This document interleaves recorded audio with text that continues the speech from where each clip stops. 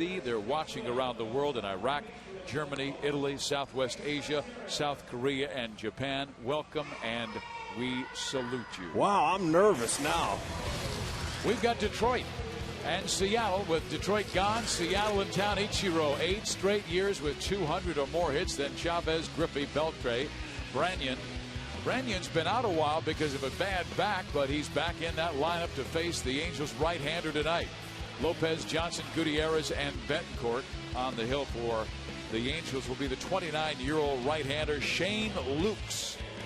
All right, Lukes. He's a sinker baller that relies on ground balls. He's a good guy he's got 4 good pitches, really. Sinker, slider, curve, and a change, and he's gaining confidence with every start. He looks good. Now, this guy, one of the things he has to do tonight is when he gets 2 strikes on a batter, he really wants to focus on putting them away. He's had some difficulties with that. Not really bad, but that's something that he wishes to do more often. We'll wait and see if he can do it. And defending behind him, of course, is very important with a sinker ball, and the Angels want to be as airtight as possible. We're seeing Matthews Jr. getting a majority of the starts in right now. He's getting hot. We got Ibar back in there at short, Howie Kendrick, Figgy, and also catching Shane Lukes is Mike Napoli. So this should be another great game. The Angels have been red hot, but defending is going to be a very important part of their win tonight if they can. Matthews has a gold glove in center field with the Texas Rangers 3 years ago, and the man in center field, Torrey Hunter, has 8. So the Angels with a good outfield defense with Matthews right, Hunter center, and Abreu in left field. Shane Lukes will need that defense tonight because he's got a good sinking fastball and got a lot of ground ball outs his last start against the Minnesota Twins. He's facing Ichiro Suzuki, and Ichiro batting .303 this year. 2 home runs, 1 a grand slam against the Angels, and the other one won yesterday's game. First inning home run, won the game for Seattle 1-0. Well, he has the knack for the dramatics. This guy's a solid big leaguer and a future Hall of Famer in America if you can just put in a few more health-free seasons. There's a good pitch for him. You want to try to pitch him up in the zone, not inside, because he will pop one out of here occasionally. But if you pitch him down low, he's going to slap it and run. That's his key. Try to pitch him up. That was a good pitch by Lukes. Now 0-2, first hitter. Let's see if he can put him away. He is working Ichiro away to open this at bat and has him down 0-2. Tonight is Shane's 10th major league start. And your batting average active leaders, well, Albert Pujols at .335. I thought Ichiro would be in front of him, but he's number 2. A chopper to Sean Figgins. His throw in time. There's 1 out to start the ball game. So far, so good when you can get the great Ichiro out and keep him off the bases. So ground balls are his specialty in Shane Lukes, and he's getting more comfortable, I mentioned. And, you know, he's a guy who's taking advantage of his opportunities, and it's been very impressive to see what the Angels starters have been doing without the 5 guys that are on the DL right now. I mean, all 7 have pitched into the 6th inning in 12 of the first 15 games. So they've limited the opponents to 4 or fewer runs in all but 1 game, so they've been solid. Jared Weaver, he has been solid. He's been one of the rocks of the rotation along with Joe Saunders. And Jared will be going on Sunday. Joe will not pitch against Seattle. He will face their next opponent, Baltimore, in Baltimore. A chopper past Morales, covered by Kendrick, gets it to Lukes, and they've got the second out on Endy Chavez. All right, now that's not as routine as it looks, but the Angels are well schooled in that, as most teams are. Because in spring training, they call this PFP, pitchers fielding practice, and they practice these plays. Now, it's a timing deal, so look like Howie's throw is the important one. Okay, give him a good feed to a running target. Lukes, keep your feet away from the middle of the base. You could get stepped on there. Almost did. 2 outs, nobody on for Ken Griffey Jr. 613 home runs in his marvelous career. That's 5th all time. The last home run he belted against the Angels. Their right-hander, Jared Weaver. Broken bat ground ball to Howie Kendrick. Shane Lukes. 3 ground ball outs. The sinker's working. Number 68. Way to go.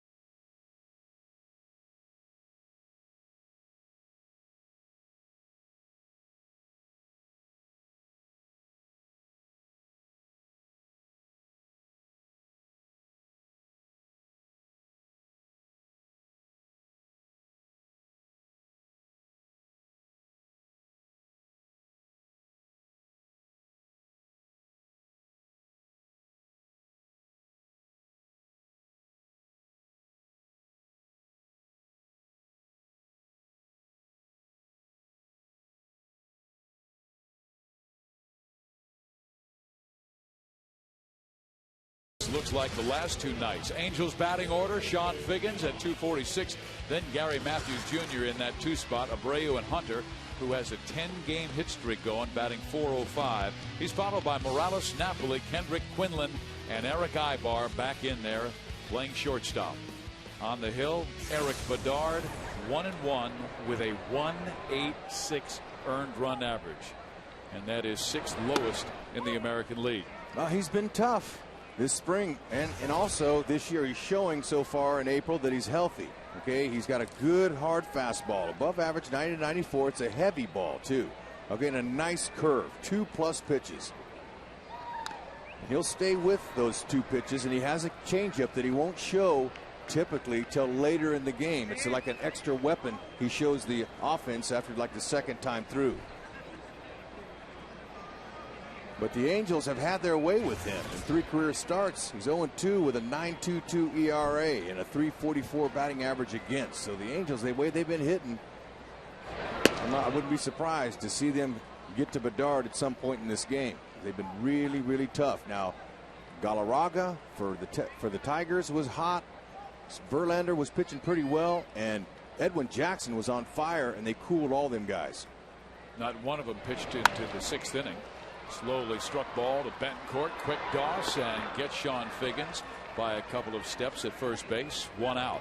Okay, defending now behind Bedard. They're in last place now in fielding. 13 errors. They've made a few blunders. Chavez and Gutierrez, those guys in center along with Ichiro, got good legs. They can run down any mistakes. Nice middle of the infield. Russell Branyan back over there at first base. Rob Johnson, he's inherited the catching since Jojima left with a hamstring back in that Angels series a few weeks ago. That man won defensive awards in Japan. He has won Gold Gloves in the States. An outstanding right fielder with a great arm. And now batting second is Gary Matthews Jr. He is hitting in the 2 spot. And Howie Kendrick now at the 7 position. He was in the 8 spot last night.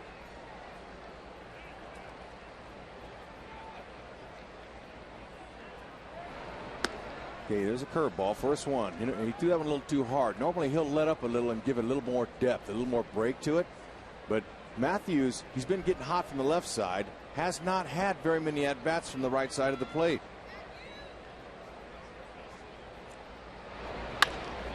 That's up the middle. Betancourt cuts it off. Has time. Throws in time. 2 outs. So we've seen 5 outs recorded by starting pitchers, and all have been ground outs.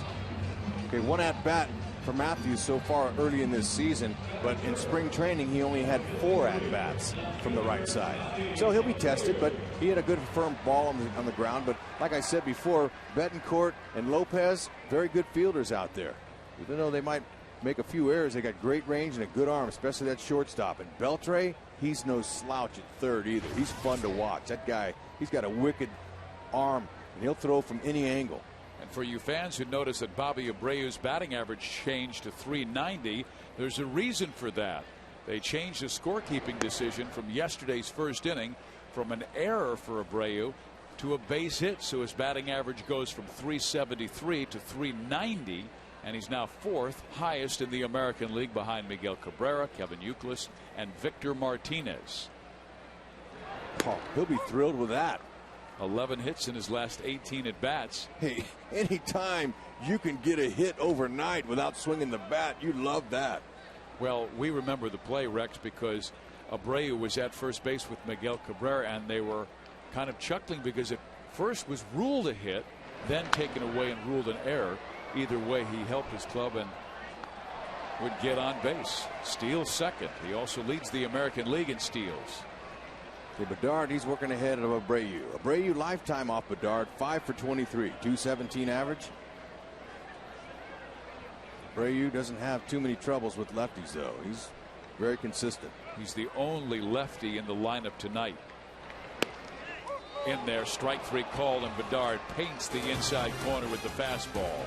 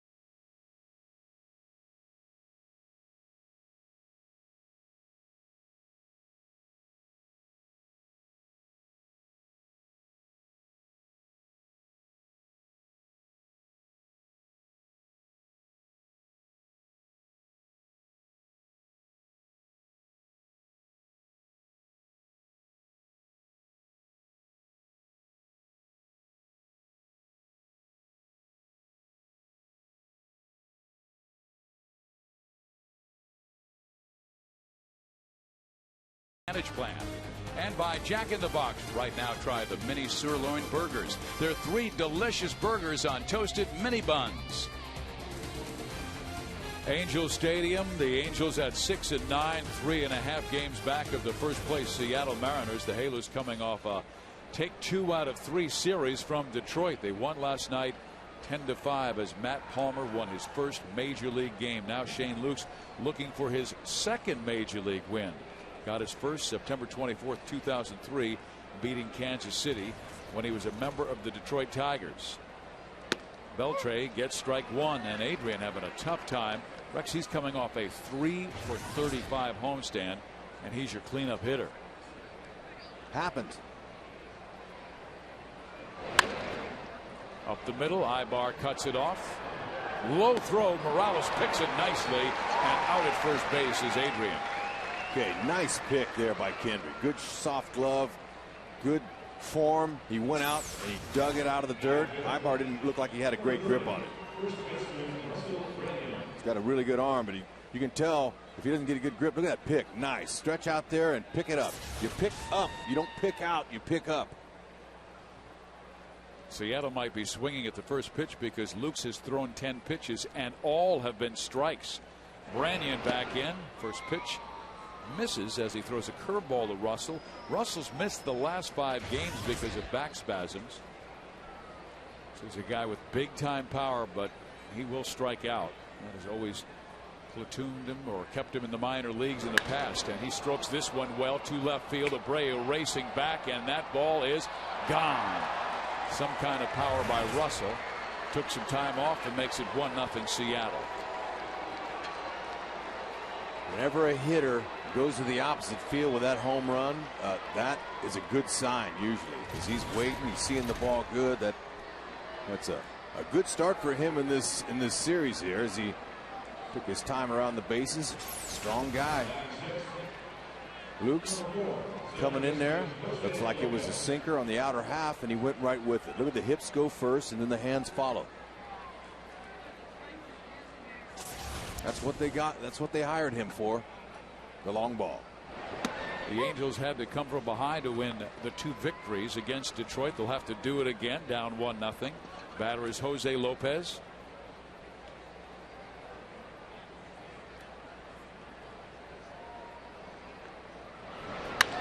Lopez to center field, and Torrey Hunter won't reach this one. That's a base hit.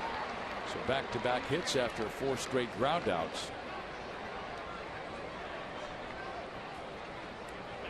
Russell Branyan, his 3rd home run of the year. Now, 7 years ago with the Indians and the Cincinnati Reds, he hit 24, but that's when he was playing every day. Last year, he started the season at Nashville and called up by Milwaukee, and he was a platoon player, mainly going against right-handed pitchers, and hit 12 home runs, knocked in 20 runs in a very limited number of at-bats. Here's Rob Johnson.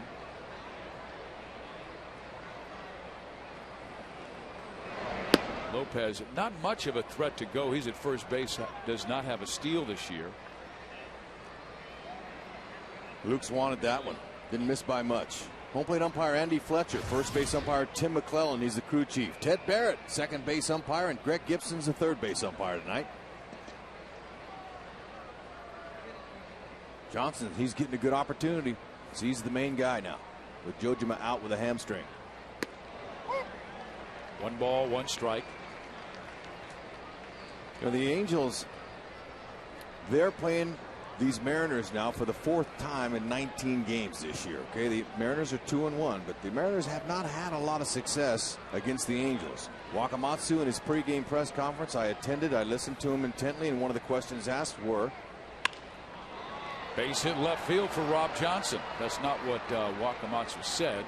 Nope, but base hit left field, but he did say the question was presented, how do you feel coming into Angels Stadium in first place with the Angels? And Walk was very guarded with this comment. He says, hey, we've been playing pretty consistent ball. Okay, we're excited to be here, and I believe my team is as good as any other team in baseball. He kind of alluded to anything about which was good. He didn't talk about, well, you know, they're the team to beat or anything like that, which is good. But Seattle has lost 18 of the last 23 games at Angel Stadium, so he's going to be guarded with his comments. Seattle already has a run in the inning and the home run by Russell Branyan and back-to-back singles by Lopez and Johnson. Here is Gutierrez, who runs well. There's 4 hits on the recent homestand. He's had a slow start after a fine spring. Okay, the Mariners have thrived so far this year with runners in scoring position. Their average is .320. They've been getting some big hits when they've needed them. It's one of the reasons that they're sitting at 10-6. Wakamatsu, there he is. And they are #1 in the American League in those pressure moments. This kid's 3 for 10 with runners in scoring position. Gutierrez not taking or not swinging at the first 2 pitches, so he has a favorable 2-0 count. Luke's in his last start lost to Minnesota 3-1 despite allowing only 3 runs in 7 innings, but he was facing Glenn Perkins, a left-hander who's just pitching a masterpiece and only gave up 1 run in 8 innings. Gutierrez has hit into 4 double plays this spring. The runners were going, throw to third, and out there is Lopez. So I strike them out. Well, not they catch the lead runner and they get a 2-1 count on Franklin Gutierrez. Something wasn't right there.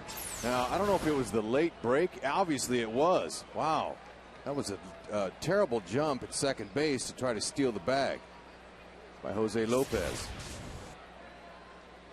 Well, they knew that Mike Scioscia would not pitch out on a 2-0 count, but Lopez may have missed the sign. He was really late breaking.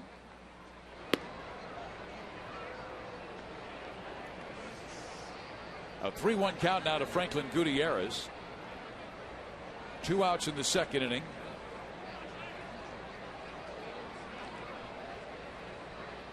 Luke's trying to work out of a second inning jam. He was terrific in the first. A 1-2-3 8-pitch inning. All pitches were strikes. He misses down low and outside and walks his first man, so now he'll face Betancourt. Shane usually has very good command. Hey fans, tomorrow night all kids ages 2 to 18 in attendance will receive a free Howie Kendrick lunch bag courtesy of Wild Rivers Water Park. There are only a very limited number of tickets still available for tomorrow night's game. You'll have to hurry and visit angelsbaseball.com or the Angels Stadium ticket window to purchase your tickets. Man, I can't wait. Maybe I can get in line, get a ticket, and also get one, because as I was packing lunches this morning, one of last year's Angel lunch pails got broken. So I had to put it away, but I'm holding my breath, hoping that maybe I can get a Howie Kendrick lunchbox for my son. I think we can work that out. Excited about that. Luke's against Betancourt, and Unieski goes to left field. Abreu has it measured, calls off Hunter, makes the catch. Inning is over. 1 run on 3 hits. The home run by Branyan, the difference.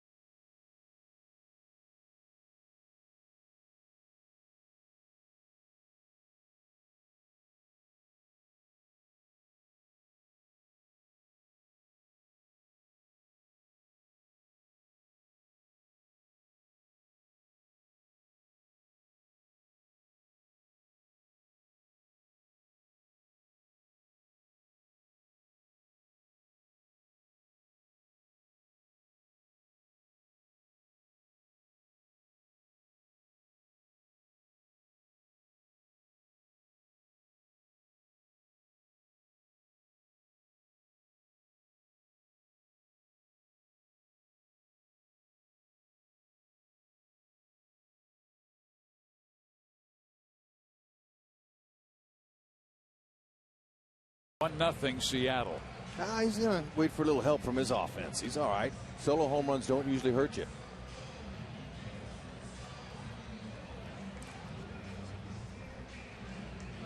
Well, these young ladies want Torrey Hunter to hit them a home run. He's hit 6 big flies already this year, and he has had considerable success against the starting pitcher Eric Bedard, like 9 for 20 with 2 home runs. Hunter off to the best start he's ever had in his big league career. 6 home runs in the first 2.5 weeks of the season. And he goes after that big breaking ball for strike 1. That has been Bedard's strikeout pitch. A couple of years ago with Baltimore, he struck out 221 batters, and it seemed like half of them came on that curve. Yep, you are correct. That is his out pitch. Look at that 90-mile-an-hour heater. There's a late movement to it. 0-2. Yep. Torrey, though, has hit pretty well. 9 for 20 with 2 homers, .450 average against Bedard in his career.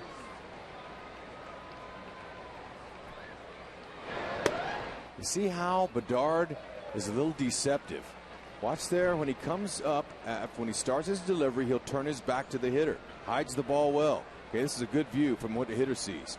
Okay, watch him turn his back right there. You can't see the ball until now. So deception is a big part of a pitcher's game, and Bedard uses that. And when you have 94 to 95 and a nice hammer, that's all you need.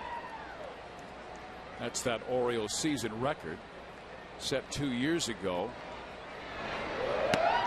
His first year with Seattle was kind of a bummer because he only made 15 starts. Inflammation in his left hip. He also had a shoulder impingement in July. Only made those 15 starts.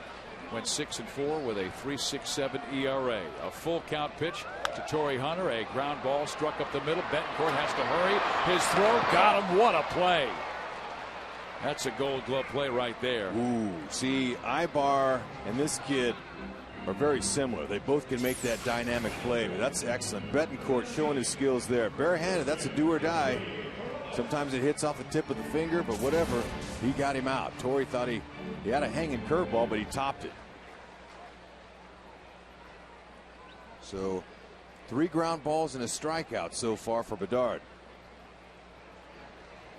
Guy's consistent. You see that? Plays a lot of games, stays healthy. Now the switch hitting Kendry Morales batting from the right side.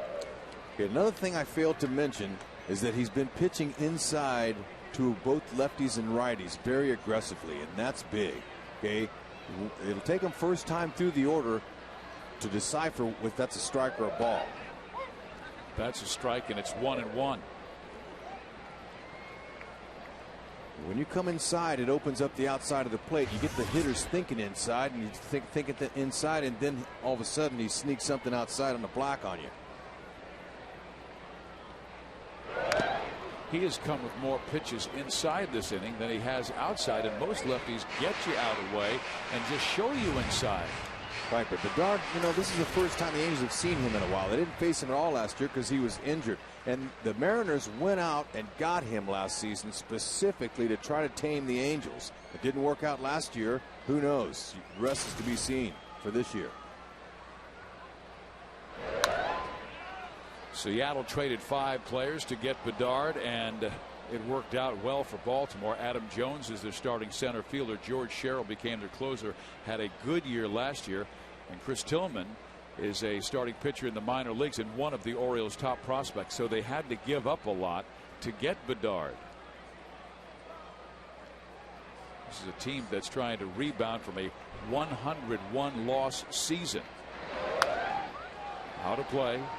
It stays 1 ball and 2 strikes, and the real question is, can a new general manager and new manager turn around a 101-loss team? Jack Zarenzik's the new GM. Don Wakamatsu, we've been talking about the new skipper who came through with the Angels organization, working with Mike Scioscia. Well, they had a lot of work to do. Wak and Jack Zarenzik were so busy this offseason, they didn't have time for anything. But they had to put together a whole new team. But they brought in some fresher air. Strikes out Kendry Morales on that big hook, and he has 2 Ks. He's retired 5 straight Angels tonight.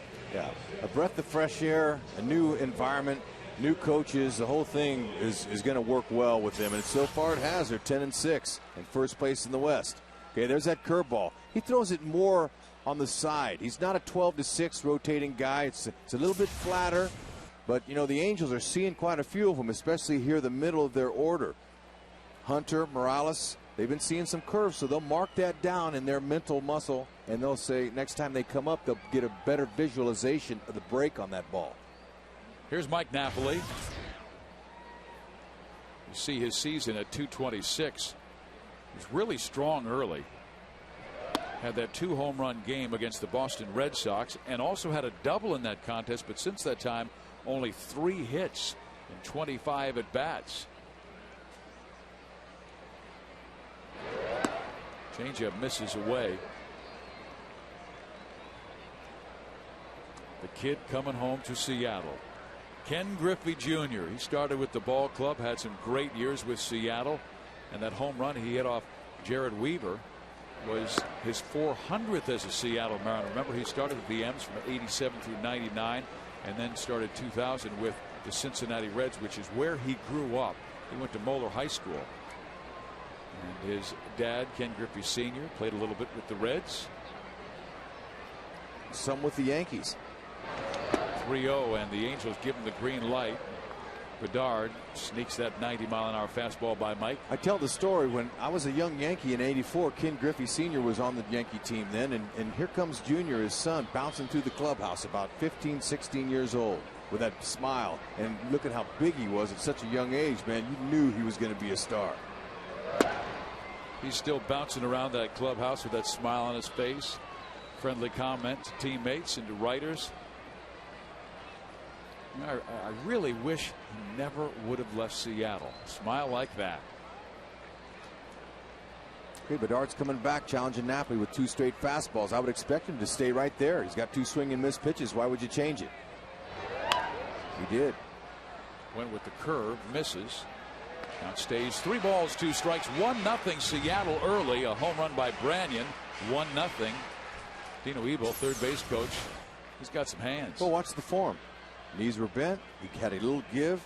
And that's how you practice soft hands with a tennis ball at home. Throw it against your garage door or a flat wall, and don't use a glove. Just use your hands. Napoli with a high fly ball left field. Endy Chavez makes the catch. 1-2-3 go the Angels in number 2.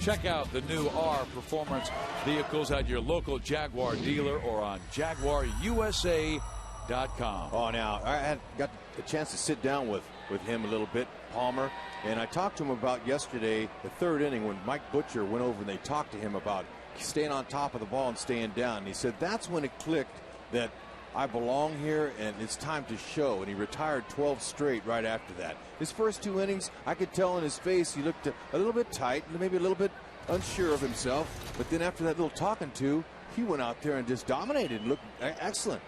That was at the end of the second inning. After he got 6 outs, gave up a run in the first, gave up a run in the second inning, had the talk with Mike Butcher, and then retired 12 straight. So, you know, the teacher will appear when the student is ready, Rex. That's right. The student was ready. Well, he focused, and good for him. And the Angels, he earned himself another start. So that's really good in a time where they need it.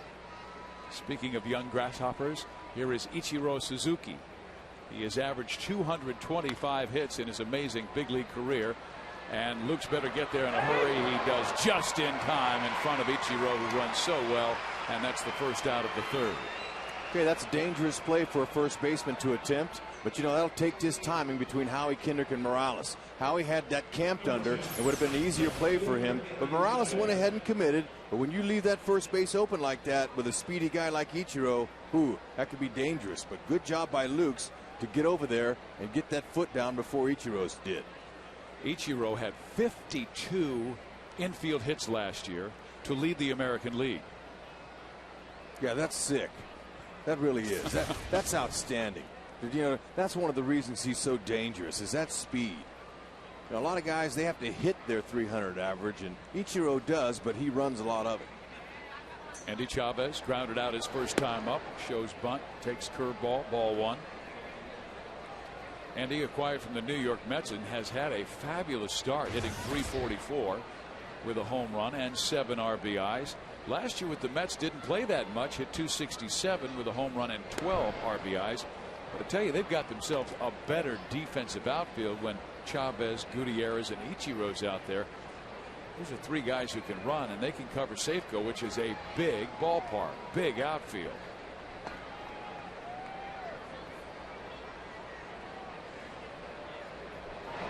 Andy will always be remembered for that unbelievable catch he had for the Mets in the 2006 National League Championship Series, robbing Scott Rowland of a home run when he went about 4 feet over the wall. Tremendous catch. Saved the game.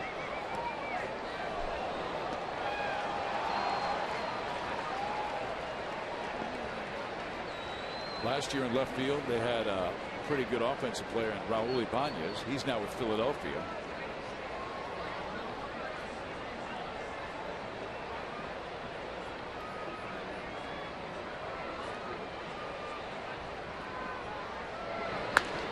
Ground ball past Morales into right field. Base hit. That's all you can do. Get dirty. Found a hole. Good stroke. And that catch by Andy saved the game at the time. They went to extra innings, and that was the game that Yadier Molina hit the home run to beat New York. But it was an unbelievable catch nonetheless by Andy Chavez. Okay, I had a little chat with Griffey Jr. before the game, and I asked him how his game was coming along. He says, well, you know what? My swing's been a little bit long. I've been working on shortening up my swing some. I've been pulling it through the zone too long, and when that happens, your bat's a little bit slow and you hit a lot of pop-ups. So he's trying to take his hands right to the ball. How difficult is that to change? Well, it's not very difficult at all when you're 39 years old and had all that experience. So he's his own hitting coach by now. He doesn't need anybody to tell him, and he can feel himself, and he understands his body and his swing more than anybody else. Luke's misses with the sinking fastball down low. But you know, it was interesting, you know, and he's a class guy, because I know his parents, they were class people. He told me before the game that some of the media was making a big deal about coming to Seattle because he was taking a pay cut. And he said, pay cut? Man, they're giving me $2 million to come here and play. You know, that's no pay cut, if you ask me. He says he has always gotten it. Yeah, he says a pay cut is when I'm done and I go from being a player to not making any money. That's a pay cut. So, you know, he gets it. He understands, and he's a great ambassador for the game. And he'll be a Hall of Famer, first ballot.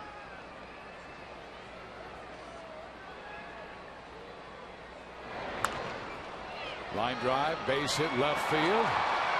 First and second for Seattle, similar to the third inning.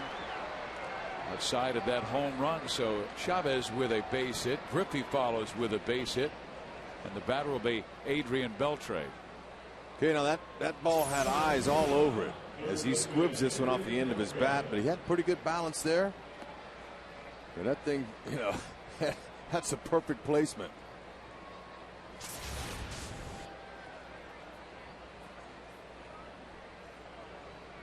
Mentioned it, Don Wakamatsu, when he was appointed manager, he brought in a whole new staff. Rick Adair, his new pitching coach. Alan Cockrell, he is the hitting coach. Bruce Hines, former Angel coach, he's the third base coach in the box tonight. Lee Tinsley is at first base. Right next to him was Ty Van Berkeley, the bench coach. Here is Adrian Beltre, grounded out his first time up, and Lukes would like to get that right here. Shane only threw 8 pitches in the first inning, but has fallen behind several hitters here in the second and third. Walked Gutierrez in the second inning. Beltre, along with Franklin Gutierrez, have grounded into 4 double plays this year. So he's a lane ball candidate if he can just keep something down. He snuck one on the outer half there.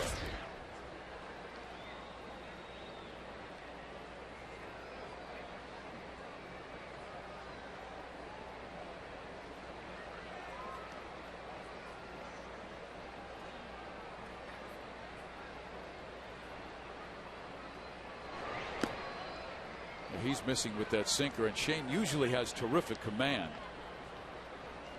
And that's one of the things that Shane has been disappointed in, just putting guys away, particularly when he says if he gets into a strikeout situation, he needs to get that, but he wants to get early count outs.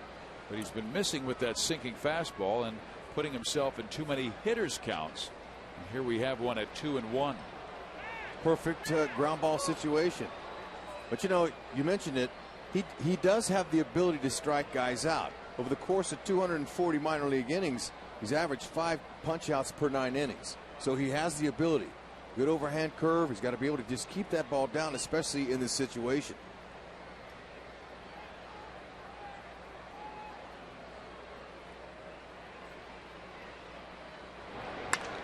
Line towards left, foul.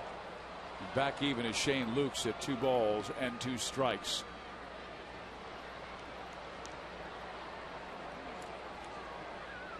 Shane was trying to work that outside corner at the knees to try and get Beltre to chase that. And Beltre throughout his career has gone after that pitch, particularly breaking balls low and away. But Shane more has a curveball than a slider. And he's missed with 2 sinking fastballs down. A 2-2 count here.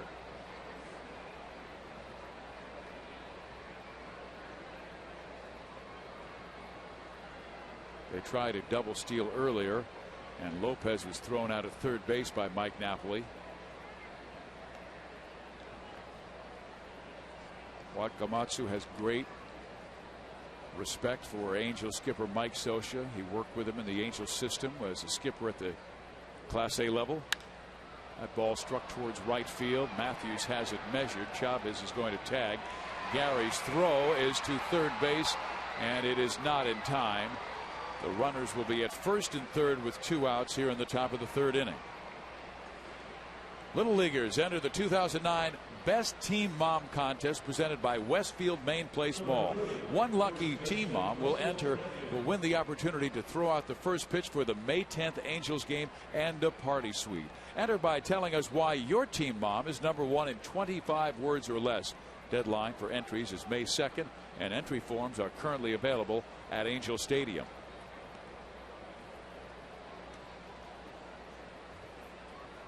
Shane Lukes was really strong early. First pitch strikes to 5 of the first 6 batters he's faced. Since that time, just 1 of 7. And here's the guy who got him last time up, Russell Branyan. Branyan took a first pitch curveball, Rex, that missed for ball 1, and it almost looked like Russell was expecting fastball, got it, and took it to the opposite field. Yeah, that's what happens when you miss first pitch with your off speed. Because you know a hitter's going, okay, he's not going to come back with another one of those, I don't think. So you can guess at times. Hitters will tell you that, especially power hitters. Ball one.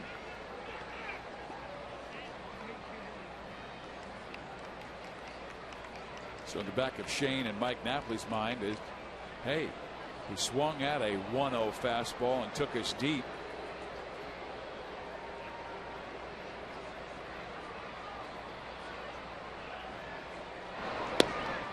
And right back inside with that little slider. Doesn't have that much depth to it, but he misses in the first two pitches.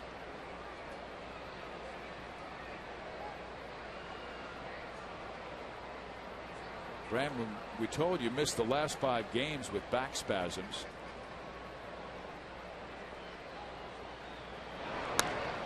Foul. Well, we're seeing some guys come up from the Salt Lake City team, the minor leagues, and the Angels announced today that we're going to see another guy making his major league debut tomorrow on Saturday's start, and Anthony Ortega. He gets the call, the 23-year-old Venezuelan. He'll make his major league debut tomorrow, 6 o'clock. He will be the 8th starting pitcher in the first 17 games this year.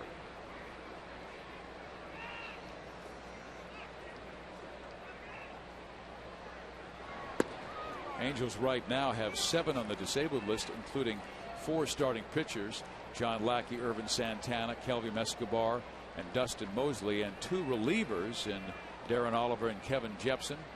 There is Escobar. He continues his long toss work, but Irvin Santana did throw today in Arizona and did quite well.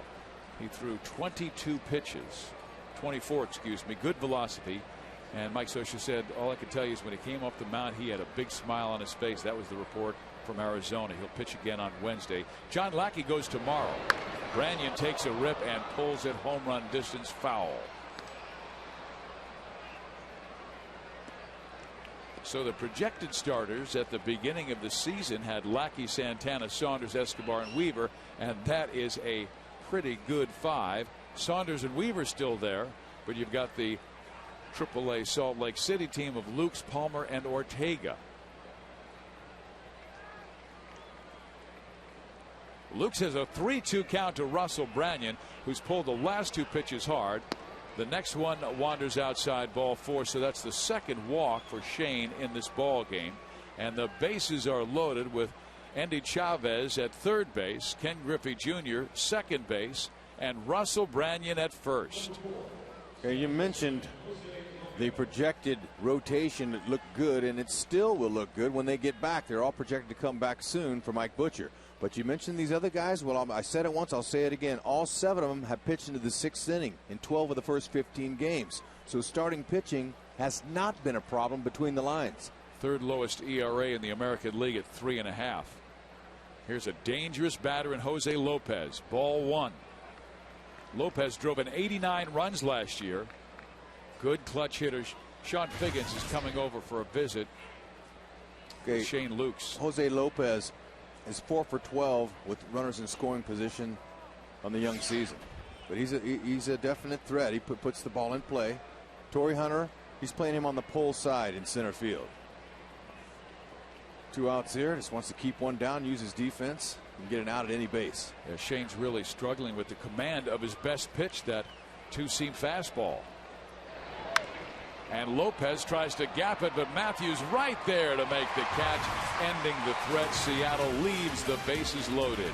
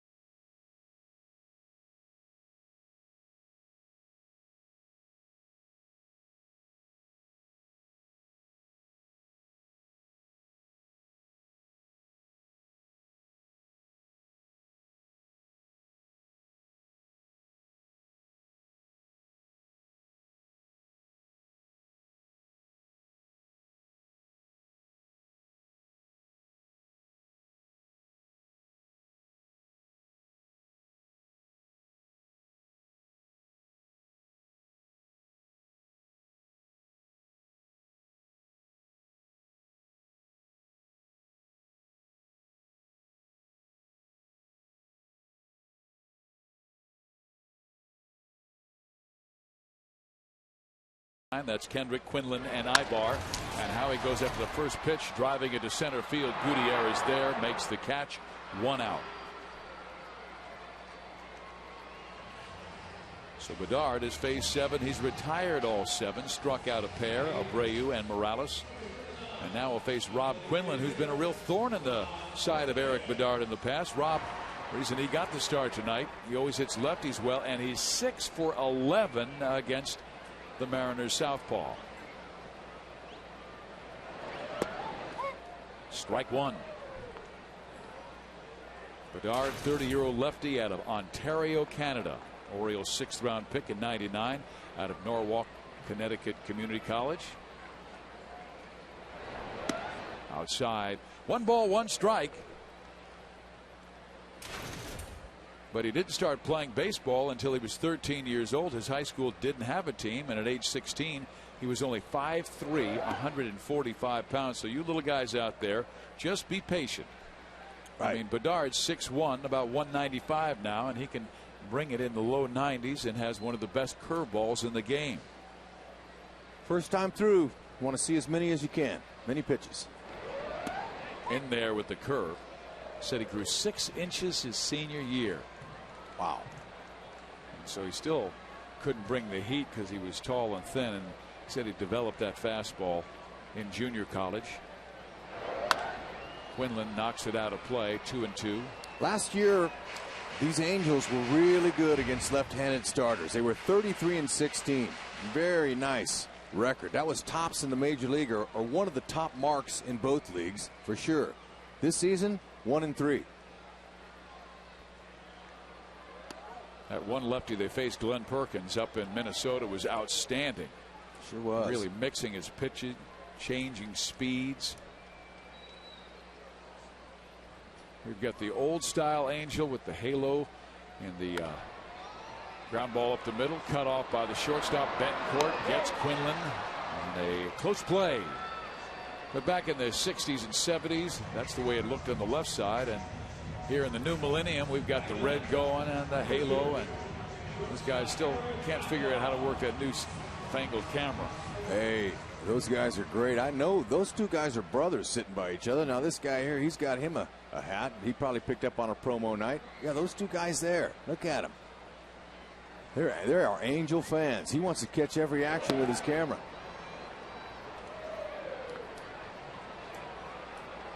Eric Ibar. He's got a 5-game hit streak going. 8 for 20 to raise his average to 256. Had a very slow start after a marvelous spring. And he hits that one that might drop into center field. Coming on Gutierrez. It drops for a hit. Ibar goes to second. He has a double. And that will break up the no-hitter Bedard had for 2 2/3. Okay, sometimes the doinkers, those are the beauties. That'll get you going. Ibar coming in with just 10 at-bats from the right side. He was 1 for 10. Now he's 2 for 11. Good try by Gutierrez. Just tips off the end of his glove. Good effort, though. Good focus. Couldn't quite glove it. When a guy's got a no-hitter on the line, don't matter if it's the first inning, second, third, fourth, whenever, you want to always give an effort, and there'll be no complaints there. Here's Sean Figgins. Sean had that great bunt last night that broke the game open with the bases loaded, and I talked with Sean before the game about that. I said, when did you get the idea? And he said, well, you know what, I got the idea because Eddie Bonine, who was pitching, was around the plate. He wasn't wild all over the place, so I felt confident and got that changeup and just took it towards first base. He said it was more just a feel thing rather than thinking about it.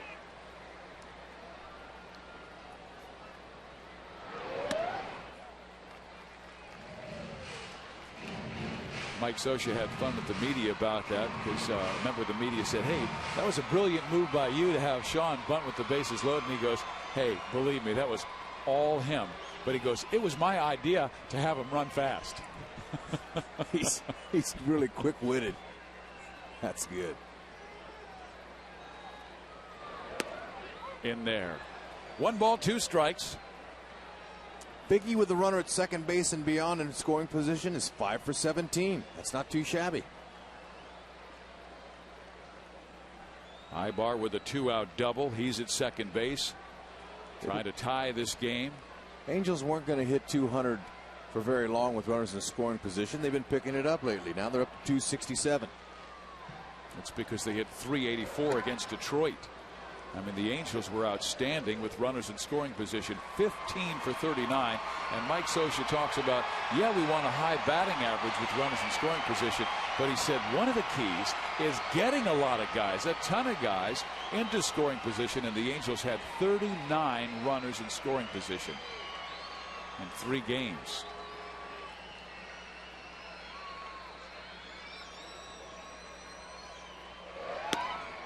Figgins takes outside. Count is full, 3-2. A nice eye. He's been going away with the last 2 pitches. Wouldn't be shocked to see him come in, try to jam Figgy. Certainly, he wants to come with a firm fastball here. I mean, he might try a breaking ball, but you know, that's taking a chance. Come right after him here. He's not a threat to go deep. Ooh, he hooked him.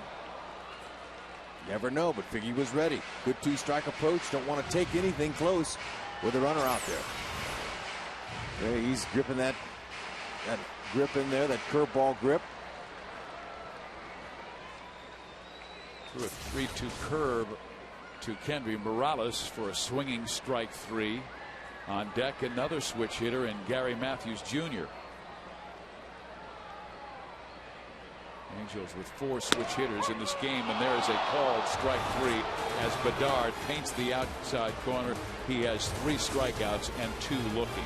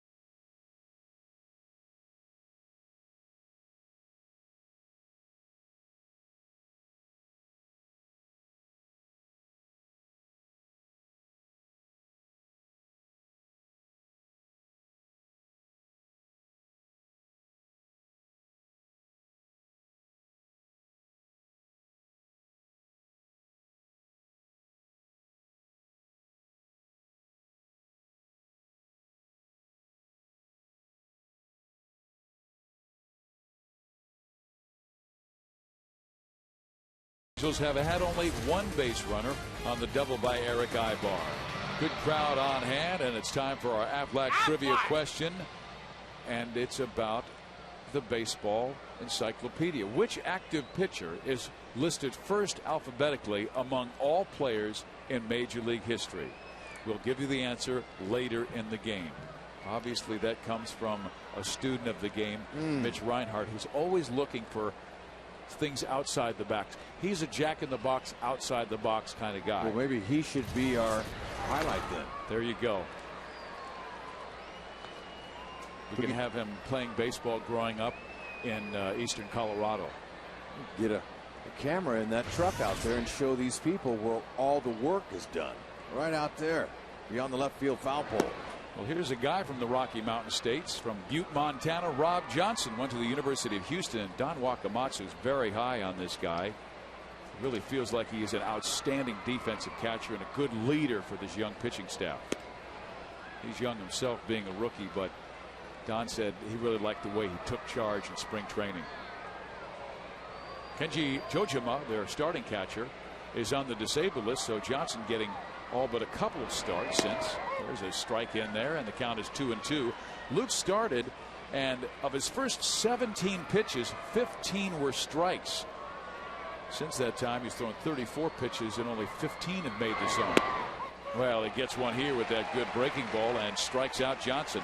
And that is the first strikeout for Shane tonight. Okay, did it on the curveball. Nice pitch. Fooled him. Kept it down. Exmo, sponsored by Howard's. Love it. Watch that. Okay, little dot on the ball you can see on a breaking pitch.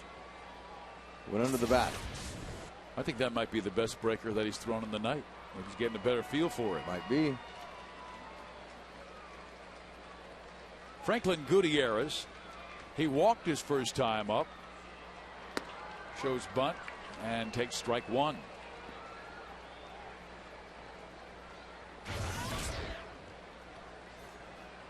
Four years with the Cleveland Indians and an outstanding defensive center fielder. That's why they acquired him from the Indians, because they had so many center fielders last year, and it's a big ballpark, we told you, up in Seattle, and they needed a guy to cover from gap to gap, and Gutierrez can do that. He made several fine catches at Safeco when the Angels lost 2 of 3 to the Mariners a week and a half ago. Just missing inside.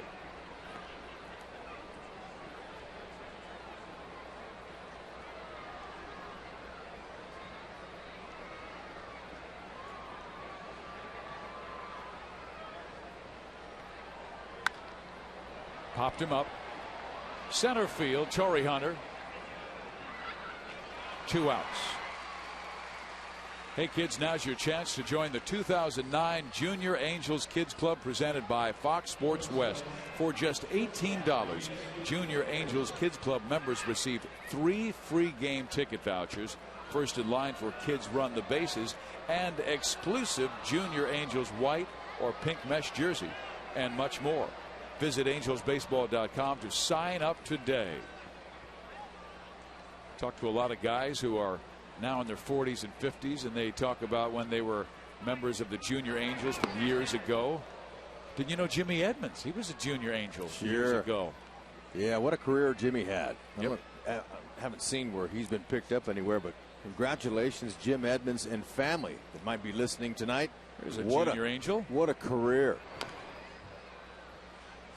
Jim told me one time, he said he would have his dad drop him off across the street from the Big A, and he would go to the go-kart track, which was next door, and then he would come here, watch the ball game, and then his dad would come by and pick him up after the contest was over. But he loved watching the Angels play.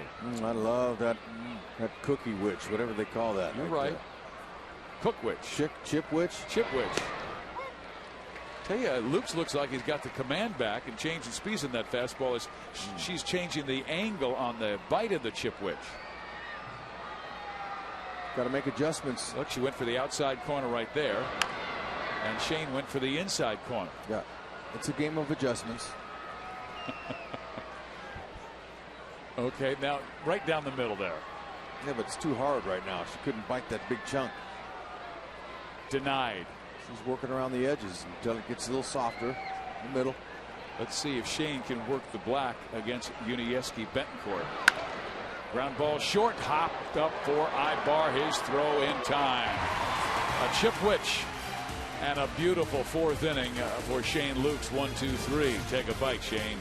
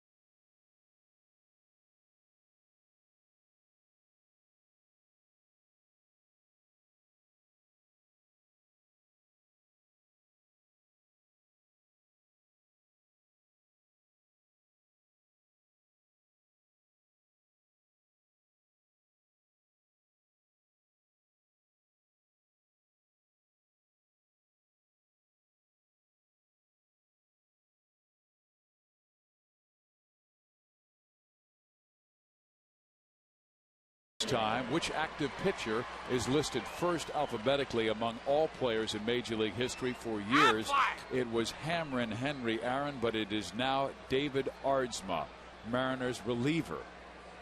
Second on the list, Hank. So Barry Bonds has passed him, and now David Aardsma has passed Hamrin Hank. He's all right with it. Yes, he is. Here is Gary Matthews Jr. 5 for 12 in that Detroit series, grounded out his first time up.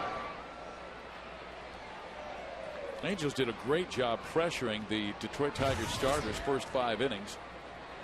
Bedard has thrown 47 pitches tonight, and he's retired 9 of the first 10 that he's faced. He's dealing and gets one across there to Gary. It's 1-2. Keeping him off balance with the 2 pitches. Fastball, curve. Hasn't brought in the changeup. At least haven't noticed it. We try not to miss too much up here. Beltre sidearms it. Got him. 1 out.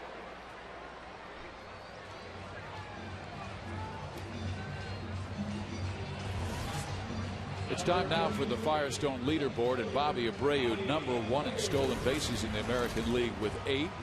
1 in front of Ian Kinsler of Texas and his teammate Sean Figgins. But you talk about a guy who's hitting 3 or 4 in the lineup. Usually they're not the speed guys, but Abreu can run. Bobby's on pace for about 80 or 90 stolen bases, and he knows he won't have that total, but he likes playing for Mike Scioscia. He loves this aggressive style. He's had 10 straight years with 20 or more stolen bases. Betancourt throws him out, and that will take us to Torrey Hunter. And Torrey talked about the emotions of what has been happening with the Angels the last 2.5 weeks. We're starting to have normalcy in the clubhouse, and guys are starting to feel a little better. We definitely won't forget Nick Adenhard. That's something that we won't. But I can bet you he's looking down right now. It's like, guys, what's going on? Play the game, because he was a competitor. He was a Major League Baseball player, and I can only imagine what he's saying up there. So we're going to go out there and we're going to try to have some normalcy in the clubhouse and play the game the way we know how.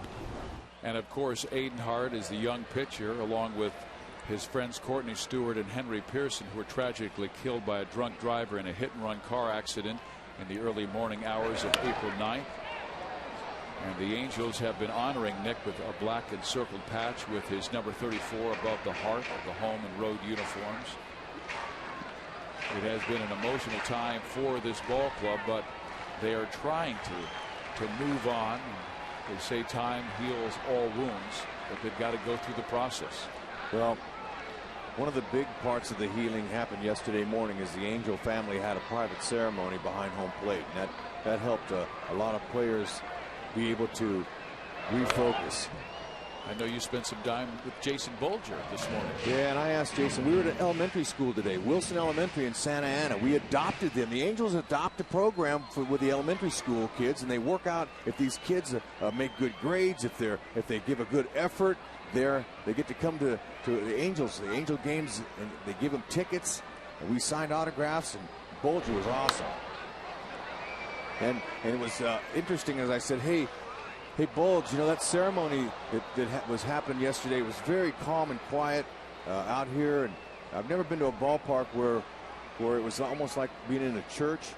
But I asked him what the players felt about that. He said, you know what, it was a very good thing that happened. As Torrey Hunter swings and misses, he says that we've had a lot going on, but we didn't have a moment to ourselves as a group to really have a send-off. So I think it was a chapter that was well needed for the Angels and everybody else in the front office to try to get some normalcy and get back to what they do best, and that's play baseball. So Torrey Hunter, one of the leaders in that clubhouse, and he has tried to do that. He's 0 for 1 tonight, robbed of a base hit in a tremendous play by Betancourt to open the second inning. Fastball is sent foul, and Chavez with a long run, but they'll try it again on 2 balls and 2 strikes. Hunter with a good battle here, and he has forced Bedard to throw now 59 pitches. Next will be the 60th as he's trying to get through this 4th inning. And 8th pitch to Torrey Hunter. we've seen the Angels in the last 3 games that against the Tigers have some great at-bats. Heater outside corner. Looked like Torrey wasn't expecting it. He will argue with the home plate umpire Andy Fletcher to no avail.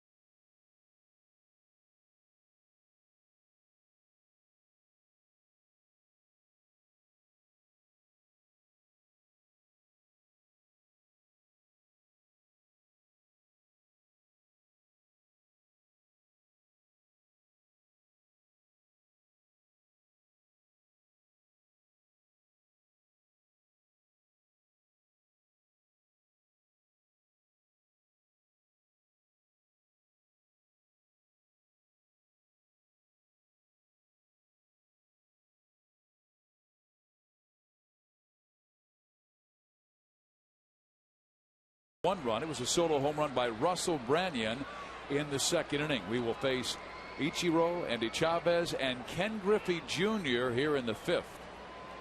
He's steady as she goes. Lukes, in his last outing, he went 7 innings, allowed 3 runs on 10 hits. Ichiro is grounded out to 3rd and first base. Takes low ball 1. Shane, of course, was a high school All-American at Highland High School in Gilbert, Arizona, 2nd team All-American, and then the Tigers' 2nd round pick in '97. And really battled through that organization, moving his way up and finally making it to the big leagues, but didn't spend much time there. He said the guy that was in front of him when he had a chance to make the opening day roster was Jeremy Bonderman, and Bonderman's had some good seasons with the Tigers. 2-0 pitch, swung on and missed. He fooled him. You don't see Ichiro take a swing like that too often. He was definitely guessing. Here's that one win he has in his big league career. A chopper up the middle, and when Shane couldn't get to it, you knew Ichiro had the base hit. But Shane Lukes in baseball, then out of baseball 1 year, so he really appreciates the game. You know, anytime you're able to put on a major league uniform and step on a field like this, it's something special. And unfortunately, it took me 6 years to get back to the big leagues to have an appreciation for it, and it's something I won't take for granted anymore. Wow. Did not play in 2007, and he coached high school baseball and youth teams and pitched like 3 innings, he said, in a beer league, but he was really looking forward to coaching. And then threw on the side one day. A guy by the name of Rich Barker at a Gilbert facility saw him and said, "I know that's low 90s. Hey, could you do that again?" And then he happened to call a friend of his who was a scout, and that scout was in the Angels organization, John Gracio, who just happened to be a former coach of one of Shane Lukes' youth teams. So the coincidences all lined up, and Shane was able to come back into the Angels organization and make it back to the major leagues. Low to Andy Chavez, who's trying to bunt Ichiro over. When they acquired Indy from the Mets and he came over here, he was a guy that didn't get a chance to play every day, but here they had him penciled in that second slot behind Ichiro because he's a left-handed batter, number 1. He can bunt and he can pull the ball to the right side. So this situation here is perfect. It's what Wakamatsu wants.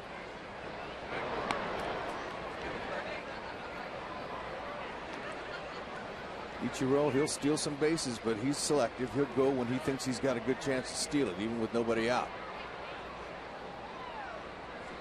He's a technician.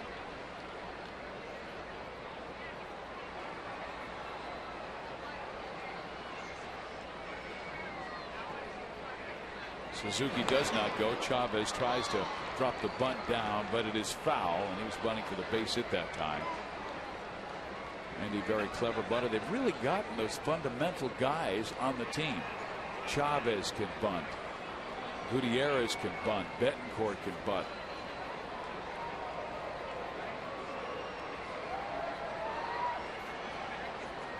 We've got two power teams in the American League West, and the Texas Rangers and the Oakland A's who like the power, but Seattle's more of an Angel style team. They like to run. Chavez watches it and tracks that ball all the way to the glove where it misses, and the count is 2-2. Didn't miss by much. That's where he wants to stay. He's trying to get him to roll over. Roll over that top hand. Hit a grounder.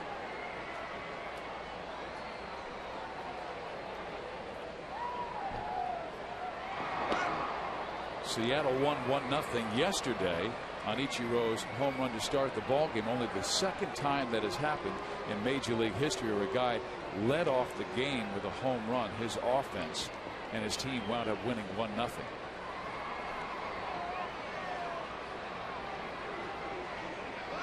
Shane's going that way again.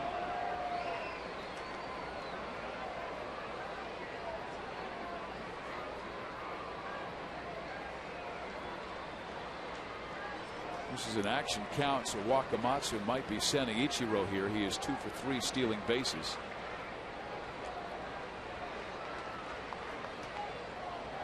Does not go, and Endy lines one softly into left field. Base hit. First and second for the Mariners to open the 5th inning. Hey, that's a nice AB by Endy.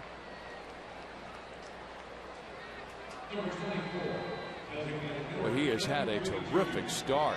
2 hits tonight, 2 for 3, and came in batting .344, top 15 in the American League, and a guy who's been not an everyday player in his past.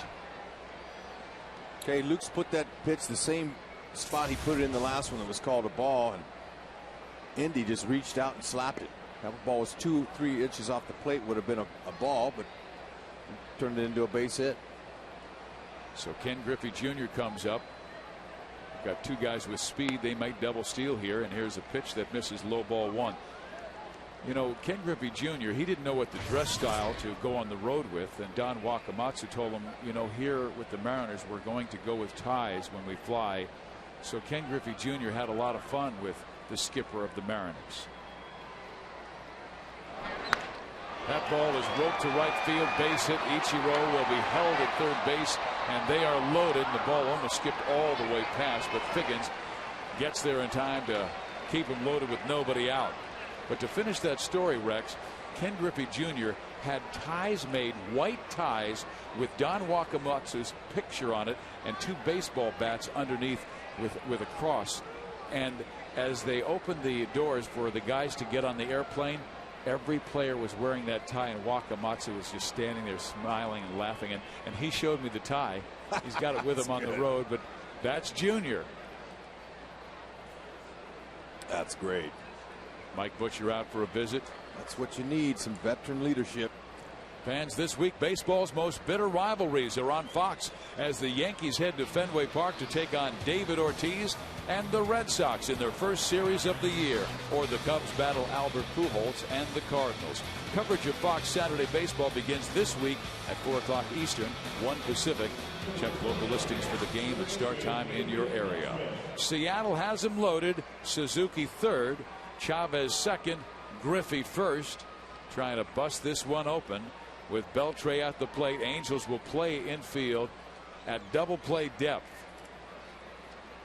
Morales is off the bag at first base about 12 feet, but even with the cut of the grass, Figgins off the grass about 4 steps. That ball stroked well. And Abreu's back. He won't reach it. Up against the wall. Suzuki scores right behind him. Chavez. And they will hold Griffey at third base. It's 3-0 Mariners. 4 straight hits for Seattle off Lukes in the 5th. Okay, ball's getting up a little bit. That one on Junior was up. That's the only way he could have hit that ball like he did. And then Beltre wasn't wasting any time at all as he gets a ball that's up again. That sinker having a hard time staying down.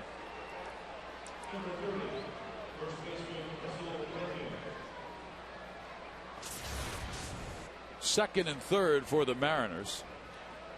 They won yesterday 1-0. Beltre hits his 5th double on the season. That leads the M's. Angels have Rich Thompson warming in the Halo bullpen. The left-hander Russell Branyan at the plate. He has homered and walked. Ball 1. They've thrown him a first pitch slider. His first 3 times up. And then there is Rich up from Salt Lake City. Angels have 2 of their bullpen regulars on the disabled list. Darren Oliver out until May 4th because of a left triceps problem, and Kevin Jepson out with a lower back problem. Okay, Socha has his infielders halfway, gives him a little bit more range. And they can afford that because Junior doesn't have the great speed he once did.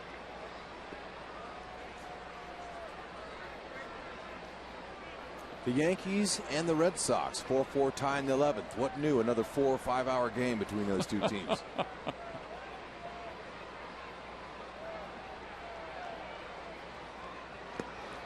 3 balls and no strikes. Staying away from him because in the second inning he went opposite field. A long shot. Shane was controlling that strike zone early, but he has been behind in the count to almost every single Mariner since. And this is the 3rd time through the order, and Ichiro with a single. Chavez fouled with base hits, and so did Ken Griffey Jr. A double by Beltre that drove in 2, and now they'll send Branyan to first base as Mike Socha may want the double play ground out with Jose Lopez. Well, they're hopeful. Anyway, 3rd walk on the night by Lukes.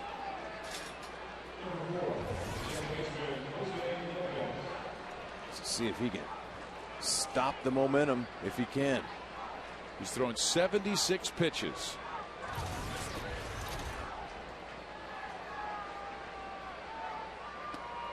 Lopez went. It was in the strike zone anyway.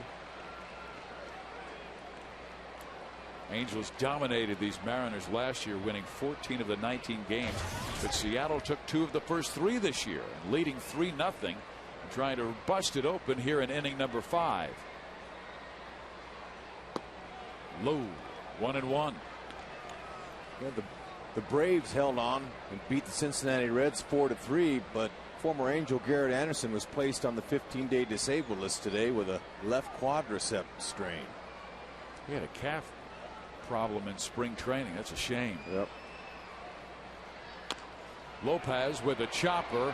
Figgins will field. They've got no play. Everybody advances, and a run scores to make it 4-0. Man, this inning here is not a good one. He's getting unlucky now. That ball is a chop knock. And you see the smile on Jose Lopez's face. He says he'll take it, and there's never been a hitter that I've known of that wouldn't take a hit like that. Figgin, there's not much Figgy could do with it. So the innings getting a little out from under Lukes. This is game 1 of a 3-game series. Bases still loaded for Seattle. The first 6 guys have reached. 5 on base hits, 1 on a walk. Rob Johnson, the batter, he is singled and struck out looking. Infield in.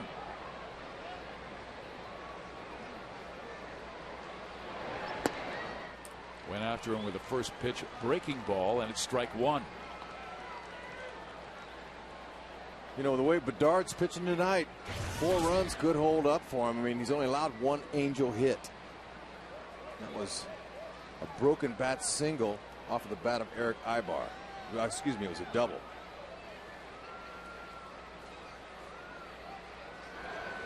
Tomorrow night at 6 o'clock, Carlos Silva will throw for Seattle, and Anthony Ortega will make his major league debut. Sunday afternoon, Jared Washburn against Jared Weaver.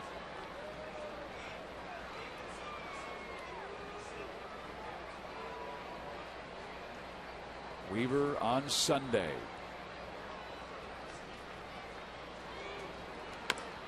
A little roller that will stay foul. Daniel Davidson has joined Rich Thompson in that Angel pen, the left-hander.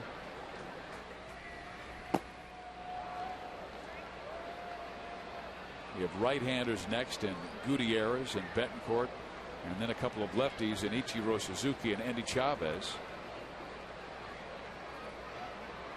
Mike trying to keep it close on a cool Friday night at the ballpark.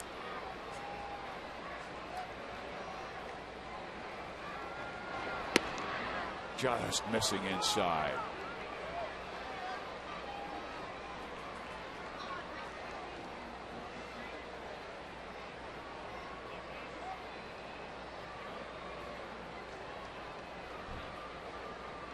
Threw an excellent curveball the first pitch. Back with the hook. It's lifted in the air. Shallow center field. That ball will drop, and they're seeing eye base hits along with some line drives here in the 5th inning, and the Mariners take a 5-0 lead. A chop knock, now a blooper. Shane Luke's upset. Mike Scioscia remains patient. And Mike Scioscia will make the move here in the 5th inning. The first 7 Mariners reach on Shane Lukes, and Shane gets knocked out of the game.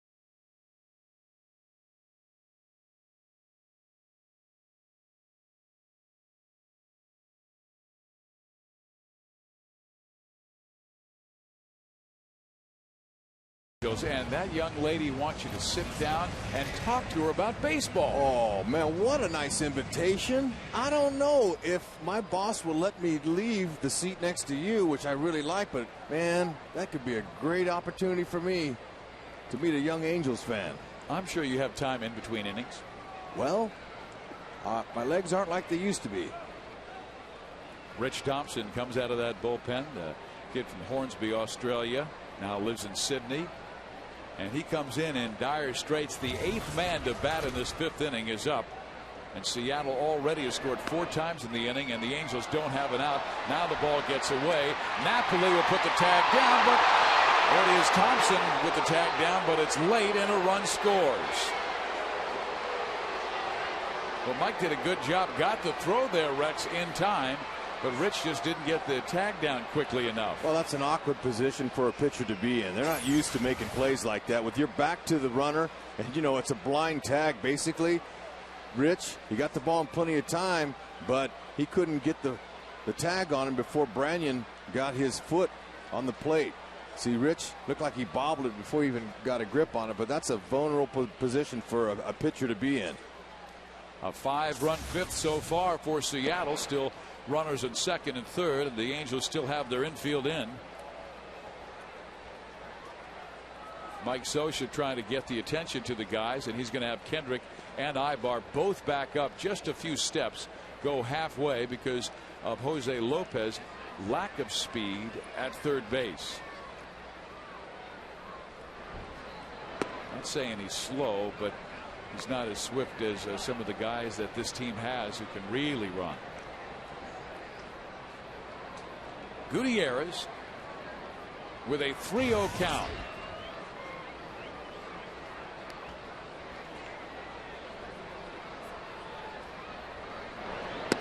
Right down the middle, it's 3-1. Hey, Rich has that fastball and a big overhand curveball he'll use.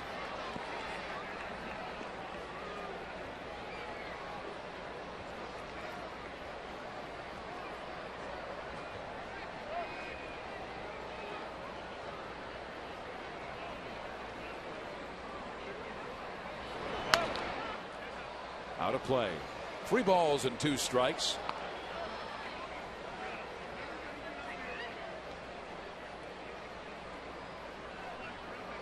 Another great crowd at the Big A. We had terrific crowds in that Detroit series. The Angels did win 2 of 3, and they've got the first of a 3-game series tonight. A 6 o'clock game tomorrow, then 12:35 on Sunday, and there are great ticket prices for you fans. Still some great seats available. A grounder to third. Figgins is going across the diamond, gets the out. Lopez holds at third base, and the Angels get their first out of the 5th inning. Wow. For a minute there, I thought there's another leg hit, a chop knock, but it didn't work out. Good play by Sean Figgins comes in. I like how he set his feet instead of throwing on the run. Good base to throw off of. Accurate throw. One out for Betancourt. They'll go after this guy with Ichiro waiting on deck.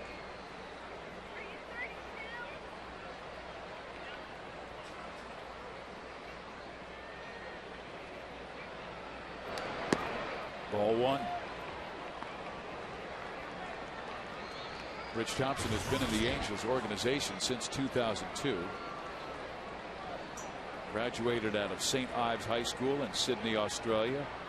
Signed with the Angels, had a cup of coffee with the big league club in 2007 and 2008. And now getting some time in 09.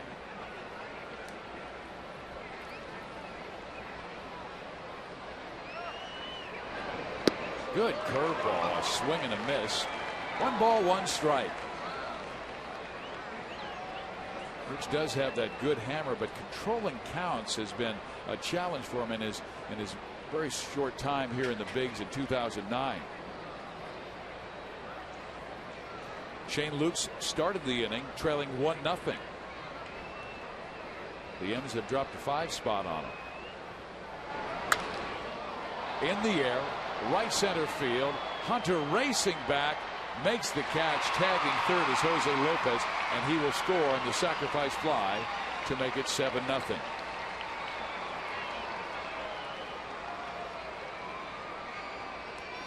So Shane Lukes looks sharp through 4, but everything kind of fell apart for him in the 5th inning. So Mike Scioscia will bring in the left-hander Davidson to face the left-hander Suzuki when we come back.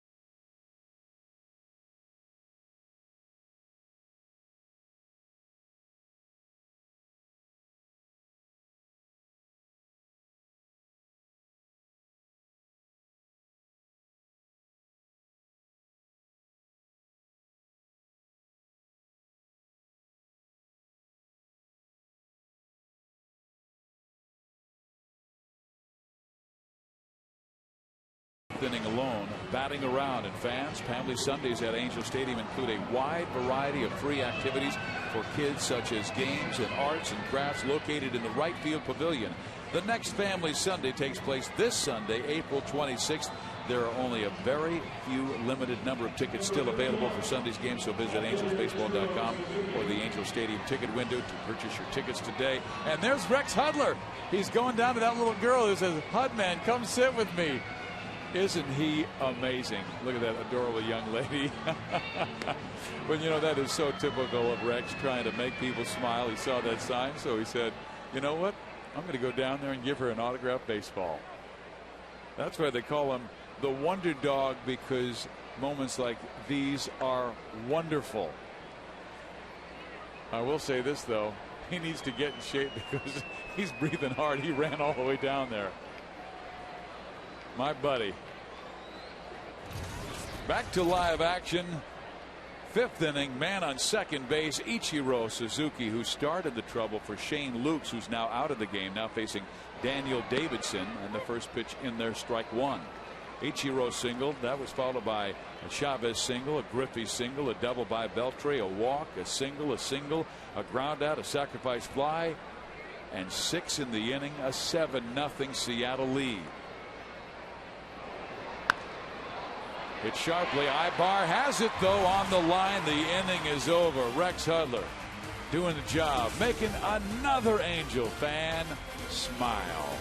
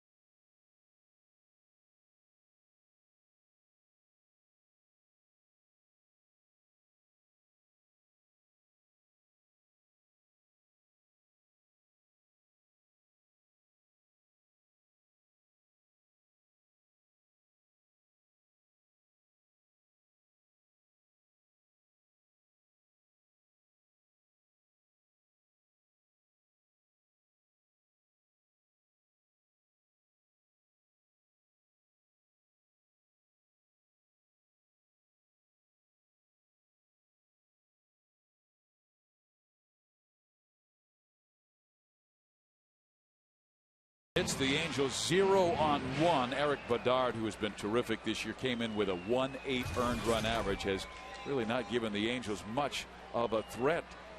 And here's Kendry Morales to lead off the fifth inning. He'll be followed by Mike Napoli and Howie Kendrick. Bedard, the lefty, he is part of their two-headed monster of Felix Hernandez, who had a 1-0 victory last night. Bedard going on a Friday night to open this series against the Angels. Last year, the M's were the first team to join the 100-100 club with 100 losses with a $100 million payroll. Morales struck out swinging his first time up.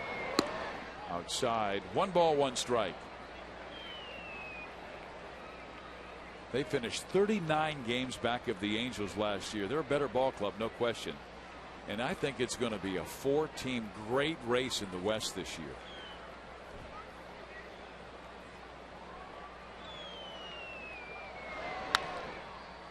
Second base, Lopez has it.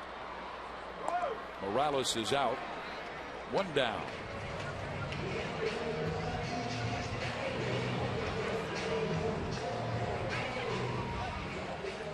Mike Napoli looks like one of those simplified guys. There's a Marines.com leaders of the game. 20 home runs last year, second most ever by an Angels catcher. Lance Parrish hit 22 in 1990. But what was amazing about Mike Napoli, he hit his 20 in only 227 at bats. Fans, guess who's back in our broadcast booth? Mr. Wonderful, Rex Hudler, making another Angel fan happy. Out of play. Was she surprised? I mean, Audrey, my new friend? Yes. She was a little shocked, but she told me that she was excited about being at an Angel game, and she hadn't been to too many before. Her dad was a big fan of the Angels, and they had an open seat, and they asked her who would she want to sit with. She said, "I want to sit with Rex Hudler." And it was, now she's on with her agent. She's cute and sweet and loves the Angels. And what a seat. Man, those are great seats down there. That was awesome. Love to meet the fans. They're great. Here's Mike Napoli with a drive to deep left, and Bedard has lost his shutout on a long Napoli home run. Way to go, Audrey. Way to bring some runs to your Halos. As Napoli, he told me before the game he was going to try to think more right center. But when you think right center, lots of times that will happen. Your eyes will light up and react to a pitch inside. Good extension. We don't have to see the replay on that because I could tell he got extended. He got way out in front, hit it out about a foot out in front of the plate on the sweet part of the bat. Kendrick up. Curveball, strike one. So Mike Belts is third of the year. Fewest at bats per home run last year was amazing. Napoli was number one home run every 11.4 at bats. Again, 20 home runs and 227 at bats. A lot of talk about making him the designated hitter, but Rex, the Angels do have depth, and his importance to the staff with Jeff Mathis, very dramatic. It is, but you know what? That's not a bad option until Vladdy comes back. I think it's the good HUD karma when you went down to make a fan happy. Then you allowed Napoli to deliver the home run when she was on the phone with one of her best friends. That was Audrey. I had nothing to do with that. It was Audrey. She invited me to come sit down. Dad was like, you know what? Maybe he'll come down. And I got to sign her a baseball. I took her. She let me sign her sign. And I got to meet her friends sitting around her. What a thrill for me.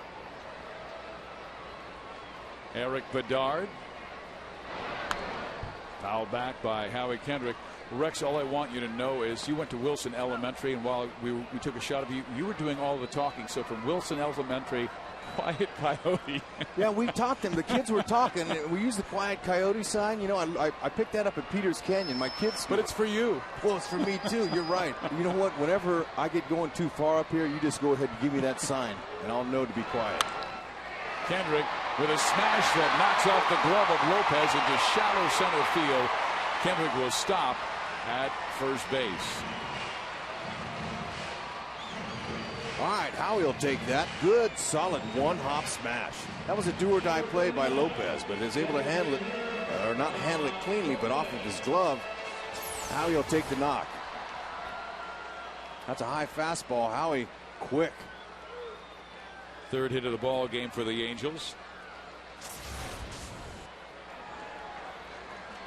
Rob Quinlan up. Grounded out to short. His last time up. Ball one.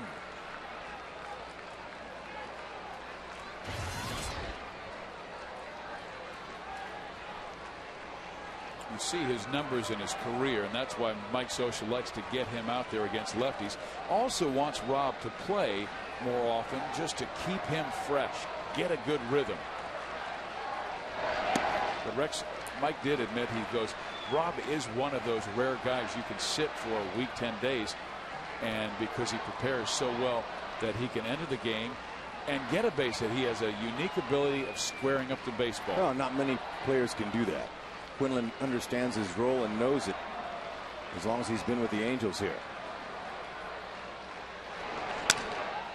A blooper into left field, a base hit for Rob.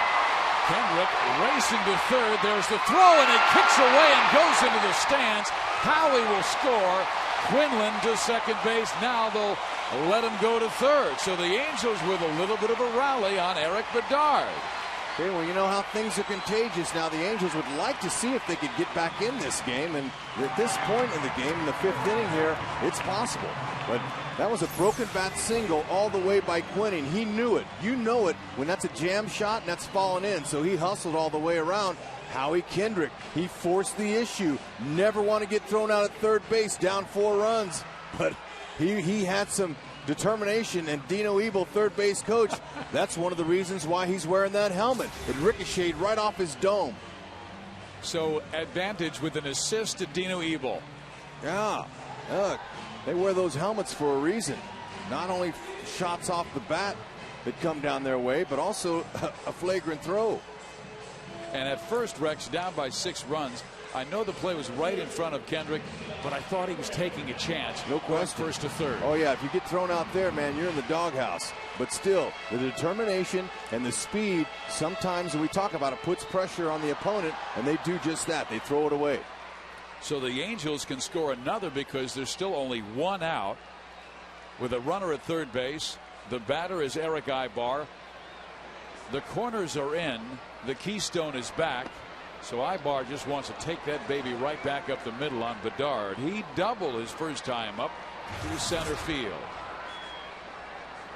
That's a good hammer. Strike 1. Sometimes they'll double up and go back with it, but I haven't seen him double up on first pitch curves. He usually follows with a fastball. There you go. They've doubled up. Now, if a guy has a good rhythm, it's a field pitch, and he throws strike 1. Sometimes they'll come back with it again and wouldn't be shocked to see a third one. Although, with his fastball, he might want to try to get him to chase out of the zone and up. Bedard, one of those guys, will go for the strikeout when he needs it. He needs it right here. Ground ball, second base, and Ibar with a good at bat with 2 strikes scores Quinlan from third to make it a 7-3 ball game. So since your visit to Audrey, the Angels down 7 have scored 3. Well, whatever it takes. I mean, you know, I just couldn't turn down the opportunity to go sit with that young Angels fan that was really excited to be at the Angel game. And for me to get down there with it was great. Now, that has really nothing to do with it. It's all about the Angels and their third time around. Or actually, they're just in their second time around, starting to make things happen. They're not even third time around. Figgy is leading off for the 3rd time here. And they're pushing Bedard a little more here in the 5th inning. He has now a total of 78 pitches thrown. Sean Figgins 0 for 2, having a rough homestand, just 3 hits and 16 at bats. But man, did he have a beautiful hit yesterday with a bunt base hit that drove in 2 runs. One was charged as an error. Quite frankly, we thought of the bunt with Dino Ebel sending the runner from second base. Should have been given 2 RBIs, and a swing and a miss there, and the count 1-2.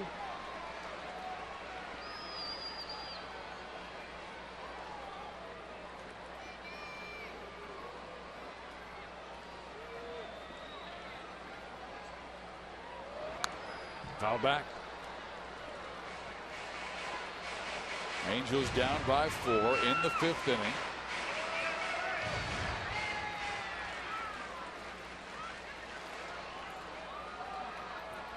Mike Napoli started with a 1-out home run, 2 left. Back-to-back hits, and Ayers scored another, and then a ground out scored. Oh, what a play by Mickey Hatcher with his hat in the Angel dugout.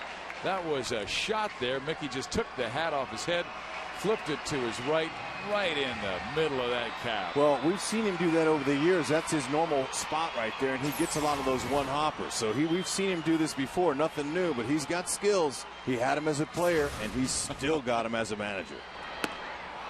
Bedard strikes out Sean Figgins, but the Angels score 3 in the bottom of the 5th.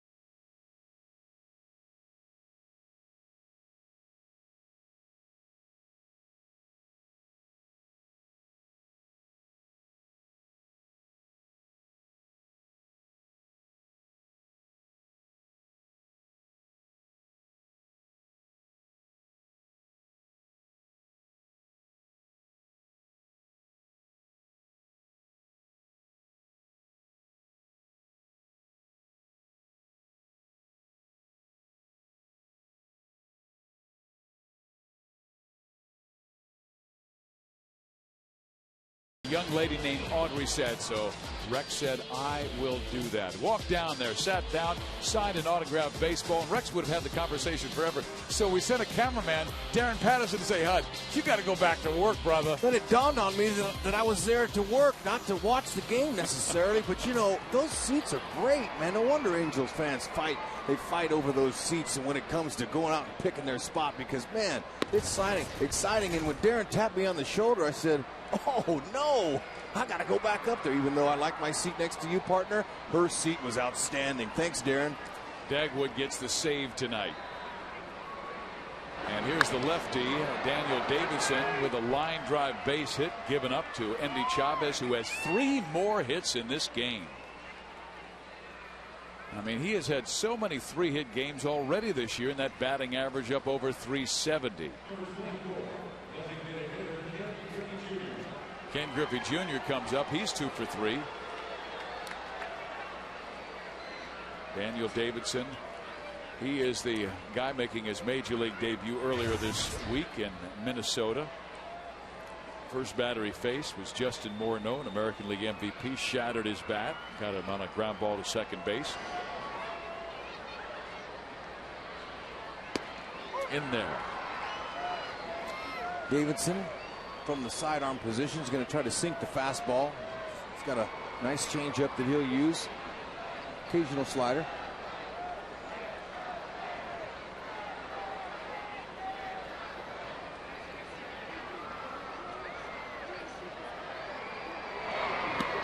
I would imagine he would remember this meeting with Ken Griffey Jr., a future Hall of Famer.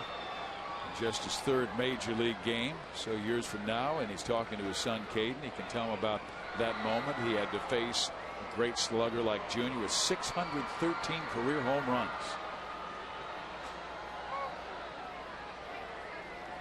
The count is 0-2. Trying to sneak one by a future Hall of Famer.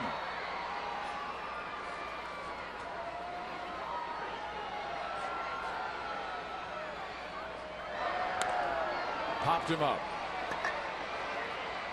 Howie Kendrick makes the catch, so he got Junior in a pop-up. So Caden, your dad went away and got him to pop up. Way to go. 1 out now in the top of the 6th inning. Adrian Beltre had the big hit in that last inning, went with the bases loaded, doubled in 2 runs. Beltre 1 for 3. And just 4 for his last 38, but a big hit in that last at bat.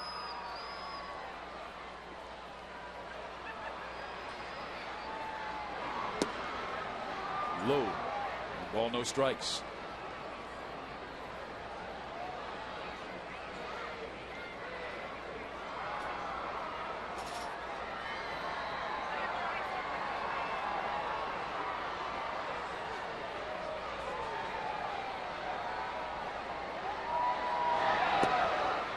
Napoli's throw, safe at second base. Endy Chavez with the steal.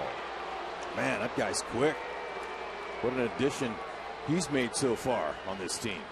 Another speed guy in that second spot. Napoli, great throw. Look at that takeaway, man. He's quick. He was in there. Napoli coming out of there like a lion. Great throw. So they will intentionally walk Beltre to set up the double play with the lefty-lefty matchup. Russell Branyan.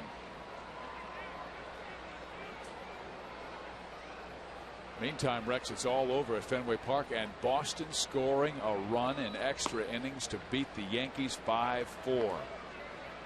Kevin Youkilis with a walk-off. Tell you, that guy is some kind of hitter. Before the game, they were talking about all the trouble between Jabba Chamberlain coming up and in, getting thrown out of the game last year with Kevin Youkilis. Well, they had that duel today, and Youkilis against their bullpen knocked him out with a game-winning hit. 2 on, 1 out, 7-3 ball game. Angels trailing by 4. Davidson trying to get the double play ground out from Russell Branyan, who swings and chases the first pitch. Strike 1. Yeah, that's a wicked bender. That left-handed batter, he sees that ball in back of him when it's release point, and Man, when you put a little spin on it, that thing's breaking 3-4 feet. Tough to stay in. Stays with that same pitch at 74 miles an hour. It seems like he's trying to get underneath it and lift it to keep it from becoming a inning-ending double play.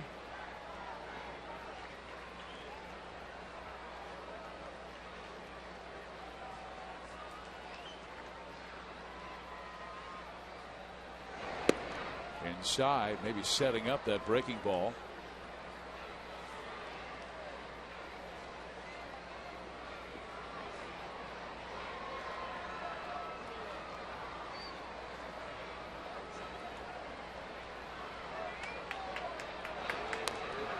Just did get a piece of it and knocks it into the Mariners dugout. Seattle has been the team on top out of the gate. A record of 10-6, a 3.5 game lead on the Angels, and they're also 3.5 up on Texas. Now 3 because Texas beat Baltimore today 5-4. Oakland is losing their game to Tampa Bay 8-0, top of the 6th inning. How about the Tigers getting on a plane last night, flying to Kansas City and meeting Mr. Zach Greinke, who's on fire, shut him down. They did get one run off of Zach. Might have been the first one all year he's given up. It is, and that is a fair ball down the line. Chavez will score. Coming around his Beltre, stopping at second base will be Branyan. So the lefty gets a hit off the lefty, and Mike Scioscia will come out and make a change here. No. He's going to come out and argue. Yeah, he's going to talk to Tim McClellan about that. He thought that that ball might have been foul. So McClellan, as he walks down the right field line, doesn't know Scioscia's approaching it. Well, then he may make the change because he did have Scott Shields warming up in the bullpen, and you've got righties coming up. But this is a good time to get Scott Shields in the game. Okay, there's no pressure. This isn't a pressure situation. He's had some trouble to start the season with his command. Says he's fine, but this is a good opportunity for him. Come in and see if he can throw some strikes and get something done. It looks like Scioscia is making a walk to the bump, and he's signaling to the righty. So Daniel Davidson unable to get the left-handers out as Chavez gets the base hit. Branyan gets the base hit, and here comes Scott.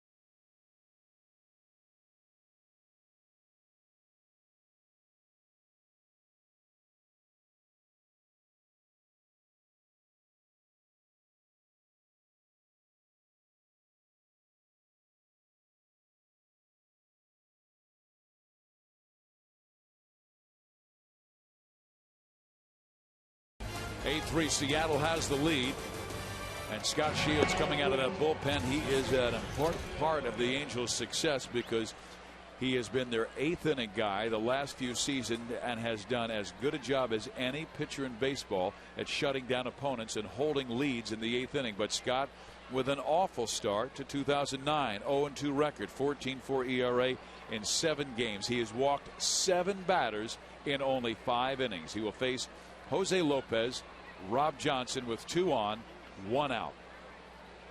Okay, mentally, Shields can say the game's on the line. Nice curveball, strike one. Okay, that's what you do. Sometimes you come in a situation like this where normally he's not in the game now, but because of some of his difficulties, he's out there. So it's just picked a good time to get him in to work on a few things. So, but he can tell himself that the game's on the line and pitch like that, and that's what he wants to do.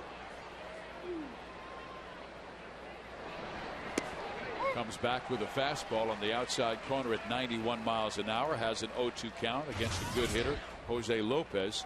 But Rex, I love the slow curveball. It was 77 miles an hour, a 14-mile-an-hour separation than his fastball that he just threw. But a lot of times he'll overthrow the curveball low to mid-80s. Comes back with a breaker, and that one at 80 miles an hour.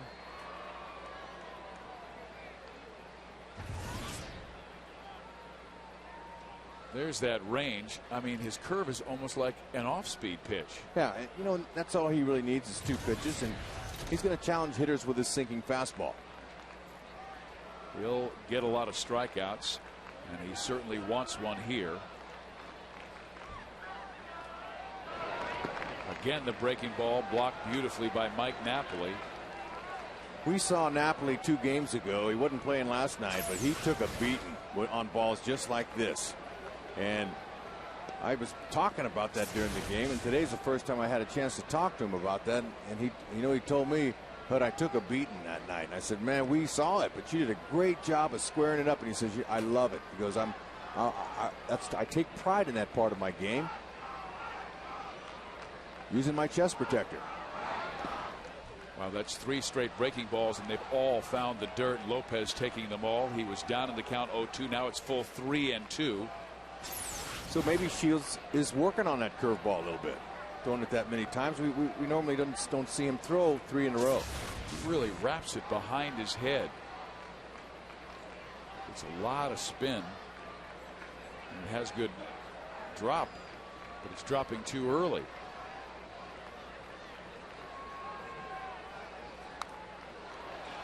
Back our way as he went with the fastball. That was an emergency hack by Lopez.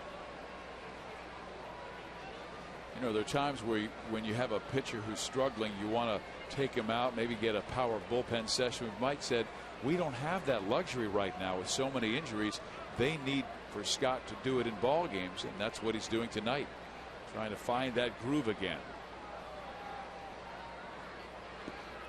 Ball 4. Well, he started out beautifully with a tremendous hook and then a fastball that dotted the outside corner, but couldn't find even getting close to the strike zone with his breaking ball after that. So he has 8 walks in 5 innings this year. Bases are loaded for Seattle. They've been loaded a lot the last 2 innings. Seattle scored 6 runs in the 5th. They've scored 1 so far in the 6th. The batter is Rob Johnson. But Scott, with that good sinking fastball, really about 1 pitch away of getting out of this frame if he can get a ground ball double play. Instead, he's high with the fastball. As long as Scott Shields is healthy and there's not anything bothering him physically, he's going to be all right. He'll rebound. He's not used to struggling early in the season like he has this year. Typically in the second half he might have a week or 2 where he slows down a little bit, but man, he missed badly there. Yeah, they're not sure if it's mechanical or confidence, but they are saying it is not anything physically with him. But Mike Butcher's going out for a visit right here as they're trying to straighten out one of the top setup guys in years. But he is fighting to throw a strike. But it came out first batter, curveball, strike 1, sinker on the outside corner, strike 2, and then he threw 3 straight curveballs. So the Angels will get another rookie to start warming up at the pen, and that man is Rafael Rodriguez. But Butch always has a line when he's talking with young pitchers. How does the ball feel coming out of your hand? And it's not like the question he wants to get answered. He said it's a question to see what kind of statement I'm going to get from the young player.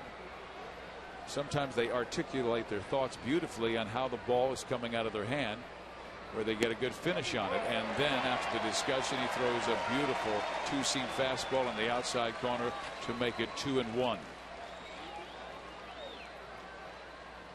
Little double play, do nicely for him.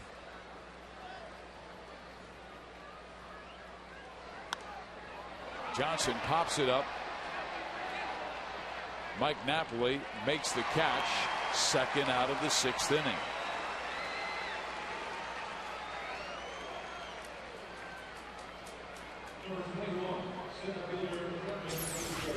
Okay, we'll see Shields. Okay, he has a good take up. His hand's going up. Let's see when his hands come down. He separates from the glove from the hand. Okay, the shoulder. Everything looks good there. Right over the top. Perfect form on that one. That was a strike. That looked good there.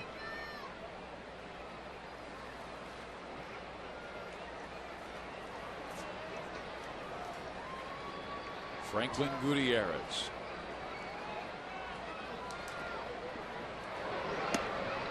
A strike.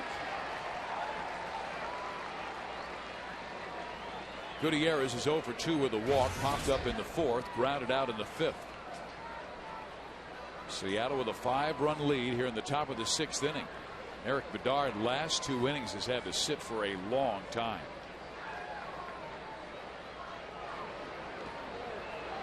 One ball, one strike.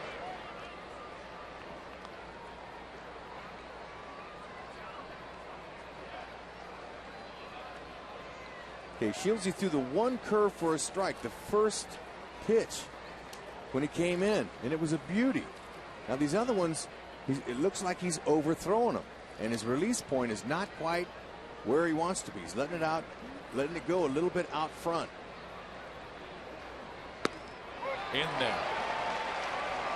One more of those, and the inning is over.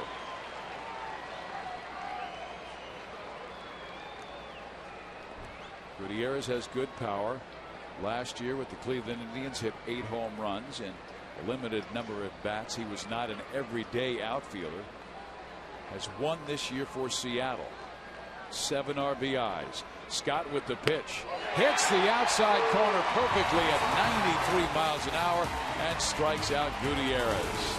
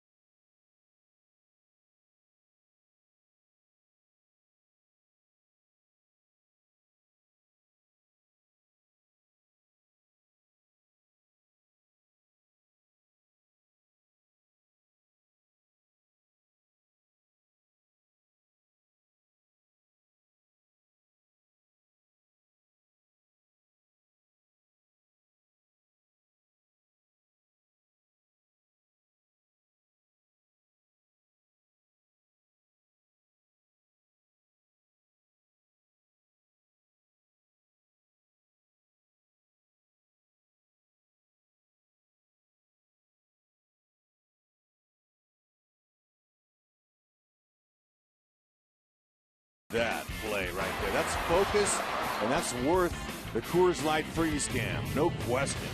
Coors Light freeze cam brought to you by Frost Brewed Coors Light. Juneski Betancourt. Betancourt, the shortstop for Seattle. And he has a chance to win a Gold Glove in his future. They might have the best defensive left side of the infield in the major leagues. Beltre and Betancourt are outstanding defensively, and both made some errors last year, but Rex, they get to so many balls. They do. They're very aggressive. Nice throwing arms. Very good defenders, like you mentioned. Junieski, coming into this year, had 3 years and 67 days of major league service time. So he's a young shortstop. They signed him to a nice contract. He signed through 2011 with a club option for 12. Bedard dots the outside corner with that fastball. Bedard looks very impressive tonight. His 86 pitch thrown, 58 for strikes and 28 for balls, doing mostly with fastballs and curves. You know, he wiggles his glove a little bit on the curveball.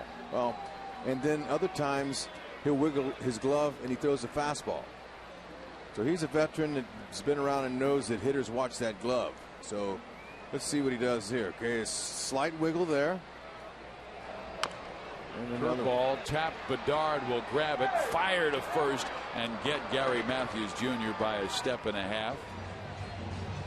Rex, remember Ryan Dempster last year, the way he would shake that glove because guys were picking it up, so he'd shake it every time, whatever pitch he'd throw.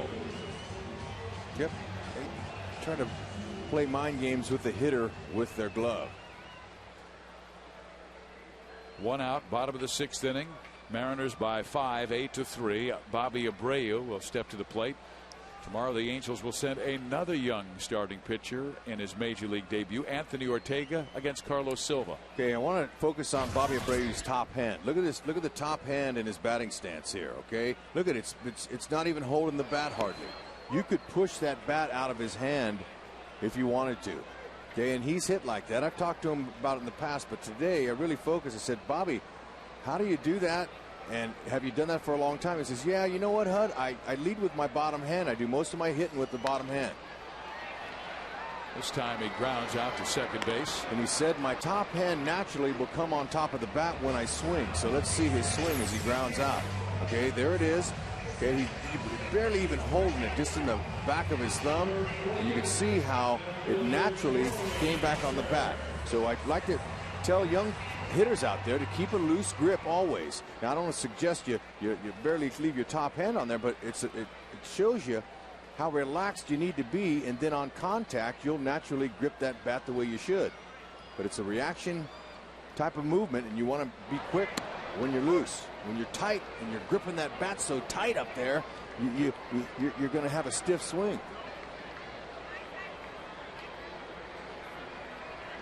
2 outs for Torrey Hunter. His 10-game hit streak is on the line, and he knocks one towards third. Beltre, short hop pickup, throws him out. 1, 2, 3, 6, and Bedard right back on track.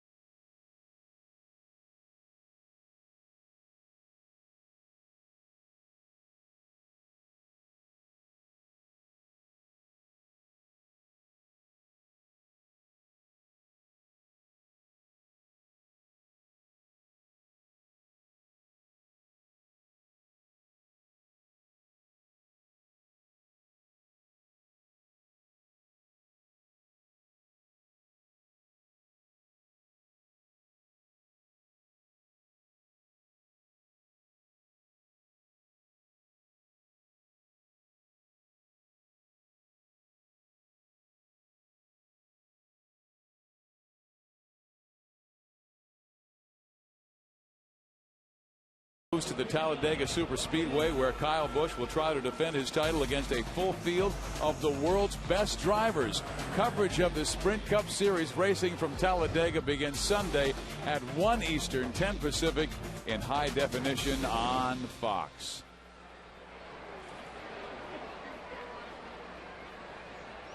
Rafael Rodriguez will come out of that Angels bullpen to work the 7th inning.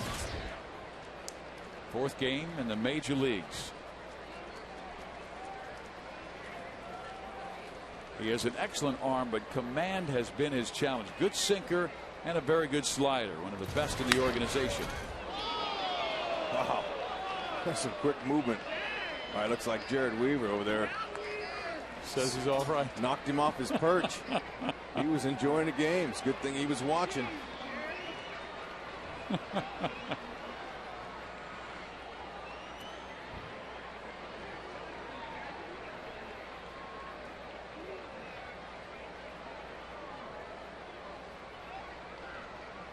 He'll be pitching on Sunday. And now Mike Napoli gets it off the mat. So he says, you know, can I have a baseball and maybe a little time to catch my wits about me? He's tough. Got to be tough. To play catcher, no question about it. Got to be able to rub that off, and that's right on his shoulder, a little stinger.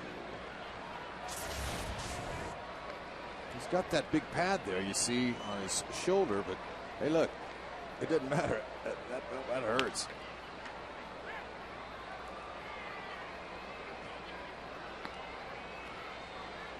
Betancourt is down in the count 0-2 to Rafael Rodriguez. You know, these little things that happen, even though the Angels going through some tough times, to get younger players with some experience, they think Rodriguez has a chance to be a very good reliever in the big leagues. He's just 24 years old. He's been in the Angels system since 2002 and has had some rocky times, but has developed lately. There's the super slider that bounces in the dirt early.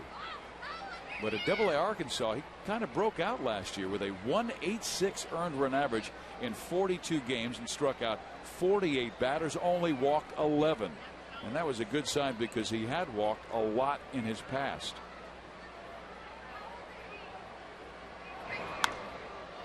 Popped him up, foul territory. Mike Napoli all by himself, 1 out.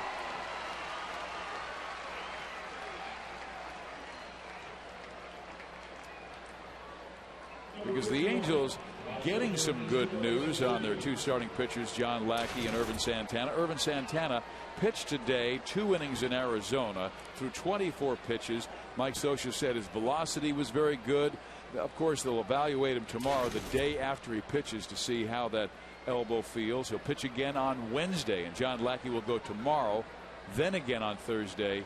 And then they may go to a rehab assignment in Rancho Cucamonga in the Cal League. Hey, that's wonderful news. Those guys are facing live hitters. That's a great first step. All 4 minor league teams that the Angels had won last night. Ichiro chopper. Figgins has to get it over there quickly. Not in time. It's a base hit for Ichiro Suzuki. Second hit of the ball game.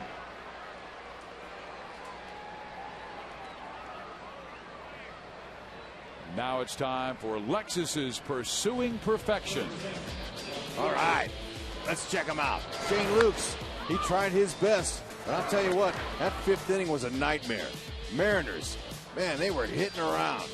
Chavez is looking good. He's got 3 hits. He scored a run. That's our Lexus Pursuing Perfection. Seattle by 5, top of the 7th inning. Andy Chavez 3 for 4 in the game with 3 singles.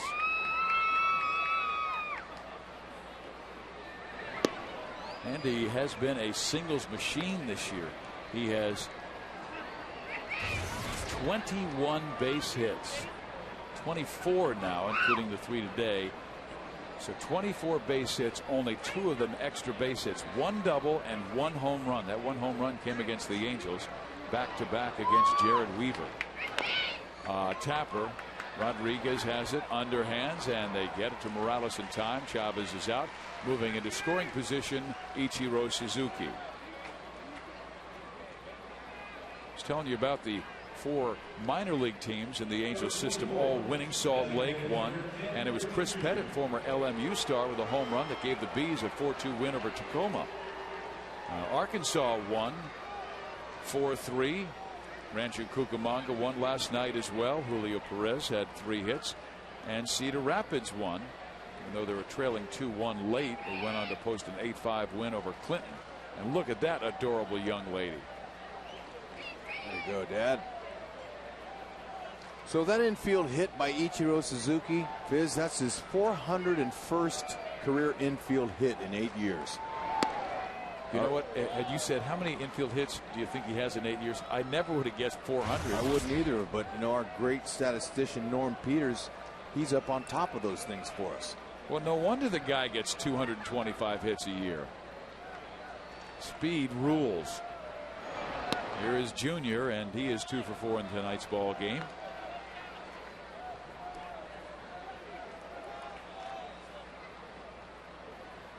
The kid coming home back to Seattle. Good start. Mariners in first place in the American League West.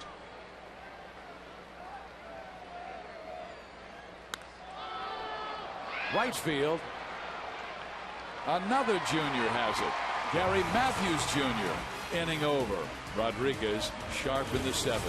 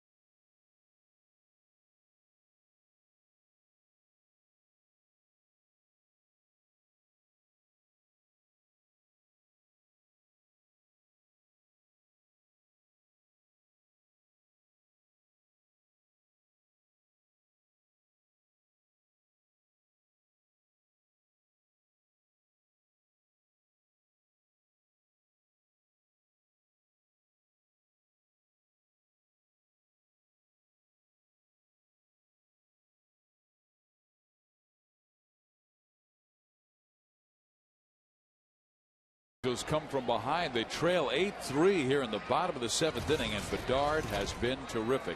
He's thrown 92 pitches. This could be his final inning as he works against Kendry Morales, right-handed batter. Kendry 0 for 2, struck out in the 2nd, grounded out in the 5th. Nope, Bedard's been dominant tonight. No question. Good curve. We've seen the Angels have seen a steady diet of those. He has struck out 5, including Kendry back in the 2nd.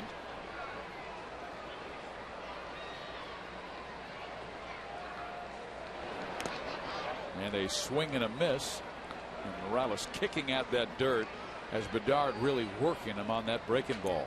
Remember, this is the first time the Angels have seen him in a couple years. He was out most of last year. They didn't face him. He was injured. So it's kind of a new thing. But they all know that he's good. I mean, the Mariners had to give up, what, 5 players for him? Yep. Another hook. And his breaking ball, Rex, drops about 3 feet. Yeah, it's a bender. Jelly legger, yellow hammer, whatever you want to call it, man. It's a good pitch. And he's been able to hit his spots most of the night with it. He has been terrific in all 4 of his starts. Came in with a 1.86 ERA. Last game gave up 1 run in 6 innings in a tough loss to Detroit. in the air, center field. Backing up center fielder Gutierrez. He'll pull it down. And that is out number 1 of the 7th inning. Here's tonight's Land Rover extraordinary play. Oh, man. It was Mike Napoli dropping the head of that bat on a high fastball by Bedard for his 3rd home run. 7th RBI by Mike Napoli. It's only the 12th as a team, and Torrey Hunter has half of the home runs. And here's Mike for the 2nd time. And he really crushed it. He crushed it all the way to the Seattle bullpen, the back of their bullpen. Fastball down, ball 1.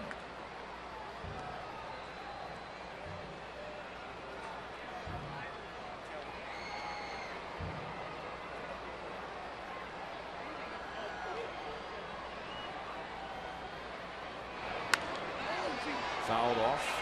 1 ball, 1 strike. The next pitch will be the 100th by Eric Bedard. So this likely will be his final inning. But Seattle, to come out of 2009, has been absolutely fantastic with their bullpen. They have the lowest ERA as a pen, and they have completely changed it around. Don Wakamatsu he lost his closer and his setup man. Good hook, a swing and a miss. They traded J.J. Putz, and they also traded Sean Green to the New York Mets, but they're still number 1 overall in earned run average and number 1 as a bullpen at 2.05. Well, that being a large part of the game, it's one of the reasons they're in first now, because of the pitching, and that's 90% of it. Angels normally are right in the top 3 spots. So far, so good for Wakamatsu. He said Mike Scioscia taught him so much. Talked to him about motivation, about dealing with players, and aggressive style. That's up the middle, and that is a base hit for Mike Napoli, who's 2 for 3 tonight. Good sign to see him come out hitting, and particularly against a guy on the top of his game in Eric Bedard. That game, the Texas Rangers held on. They scored 4 runs in the last 3 innings, Fizz, and beat Baltimore 5-4. Blaylock with his 4th home run. Michael Young with his 5th. Michael Young is going with a long ball early this season. You give that team some pitching, and they can be really dangerous because they can flat hit. Kendrick 1 for 2. Foul back. He was ready for that fastball. Bedard's thrown 103 pitches, the most he's thrown this year. And you can see Howie ended a night with just 300 hits in 1,000 career at bats and even 300 batting average. His key: stay healthy. He's been injured the last 2 years, and despite his low average at 211 this year, this young man will hit. Bunts it. It's foul. Johnson with a dive won't reach it.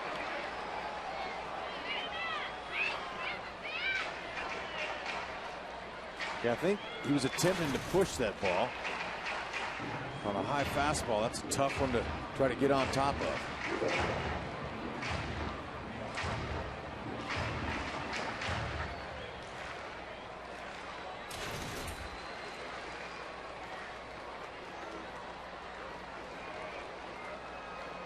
The bottom of the order has all 5 Angel hits.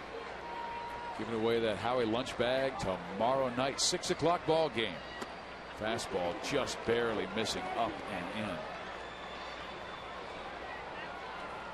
His fastball is topped out at 93 miles an hour tonight. Most of the time he's been between 89 and 91 with great location and good tailing action. That slurvy curveball. Solid changeup that we haven't seen, but he really hasn't needed it that much. Again, the fastball at 90.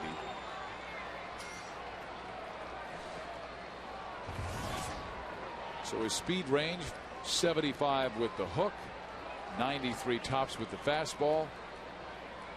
He's been a tough pitcher, and he and King Felix can be quite a combo this year. The other good sign, Rex, as there goes Napoli to second base. He's safe there. Stays on the bag. But Rex, the other good sign for Seattle is that Jared Washburn has thrown so well in his first 3 starts. Yep, there's no question the Mariners are off and running with their pitching. Washburn 3-0 with a 1.71 ERA.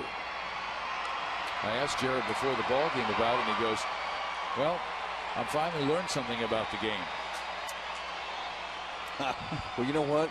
Some get it later than others, but Washburn, he's known a long time how to pitch. He's learning how to get it at an older age. Yeah, he has a very self-deprecating sense of humor. Yeah. Good guy. And Mike Scioscia said he was one of the brightest pitchers he's been around. Always made great adjustments, game to game, in-game adjustments as well. We'll see him on Sunday afternoon. Part of that World Championship. Won 18 games in 2002.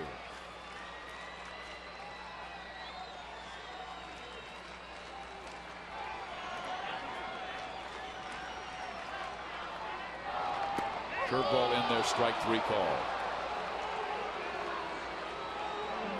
That's 6 strikeouts tonight for Eric Bedard.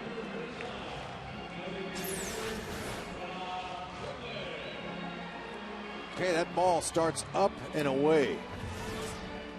Okay, and a hitter sees that initially. He thinks it's going to be a ball, but you know, after you've faced him 2 or 3 times, you would think could make an adjustment on it, but hey, look, not always. That's a tough pitch to hit. They will bring on the right-hander to face Rob Quinlan when we come back.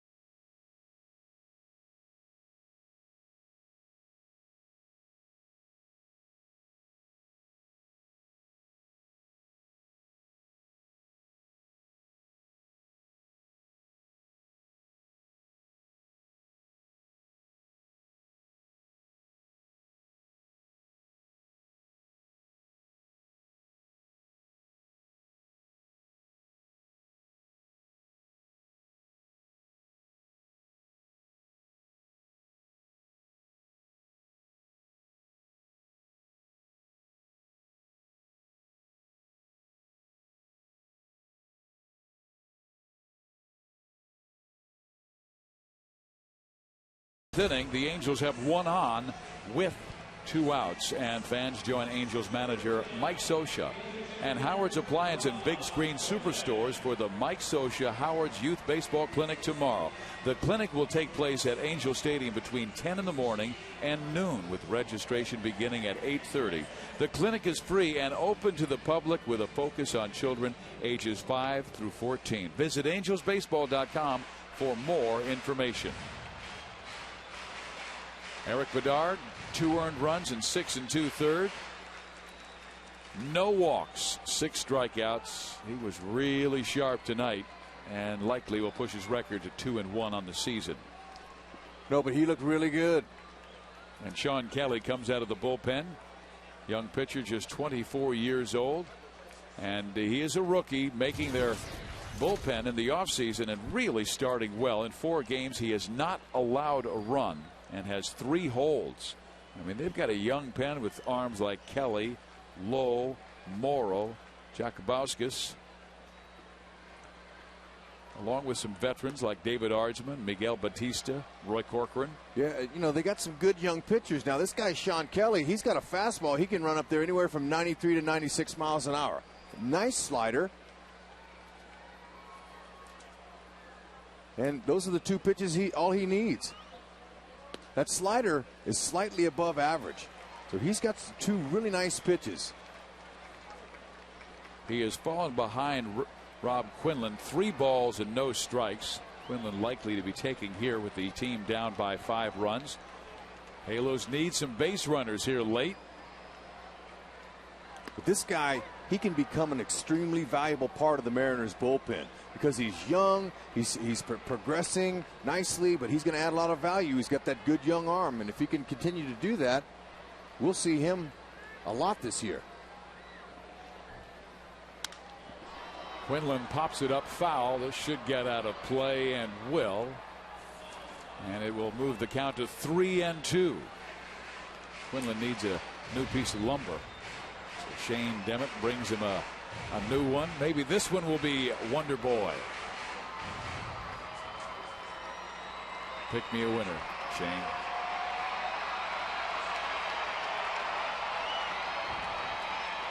Right-hander, Shane Kelly, Rob Quinlan. On his hands, popped up, first baseman Branyan, inning over. We go to the 8th. It's Seattle by 5, 8-3 over the Angels.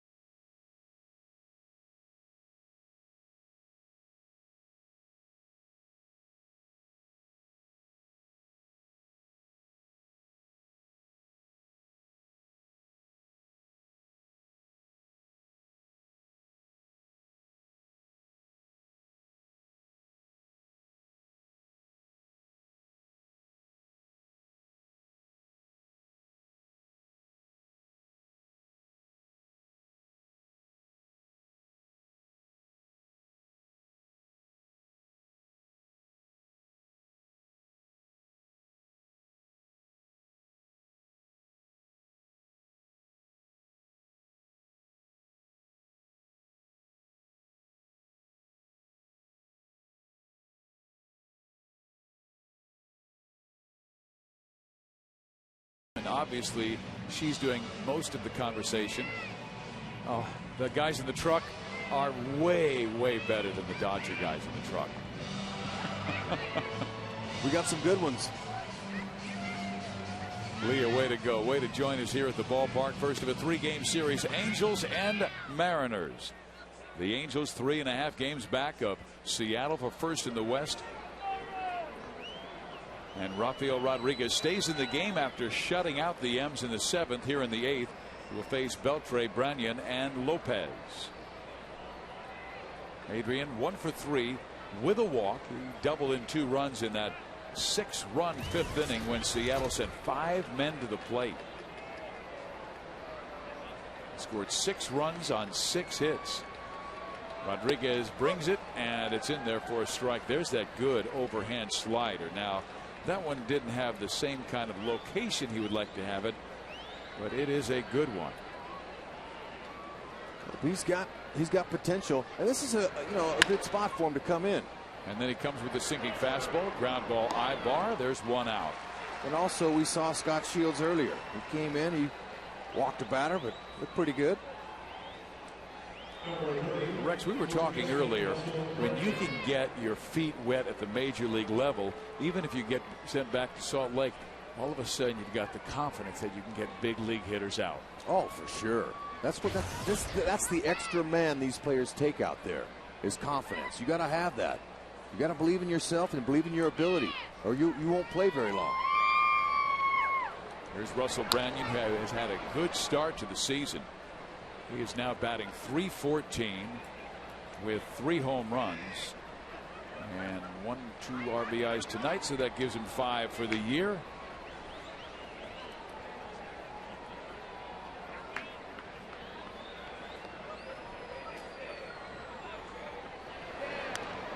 again fouled off.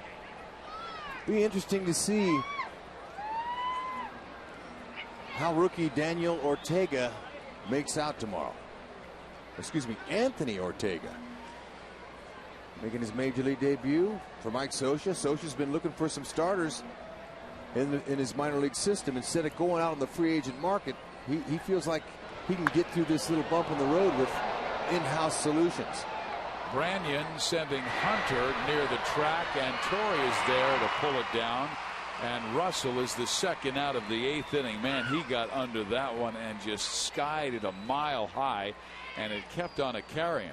And Torrey laughing it up with Bobby Abreu, saying, I didn't think that was ever going to come down. Well, to be able to handle the Angels and their offense, the last 3 games they were unconscious against some really good pitching the Tigers are throwing out to. But, you put a guy, like Bedard in there throwing left-handed at him, that kind of shut him down a little bit today. That's some really good pitching.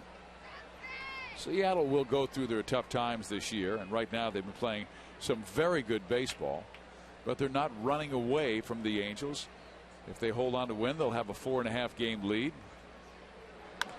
That ball struck towards left field. Bobby Abreu coming on hard, and it's going to drop in no man's land. A base hit for Lopez, his 3rd of the game. And for Seattle, they now have 15 hits tonight to go with their 8 runs.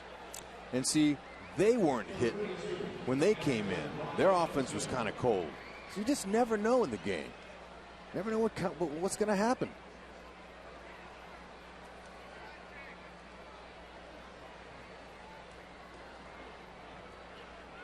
Rob Johnson. They're last in the American League, averaging 3.9 runs per game, but their pitching has been so good. I mean, Seattle first in ERA, second as a starting rotation, first as a bullpen, and that's the reason they're first in the American League West. But they must continue to get that same kind of pitching for Don Wakamatsu the entire year.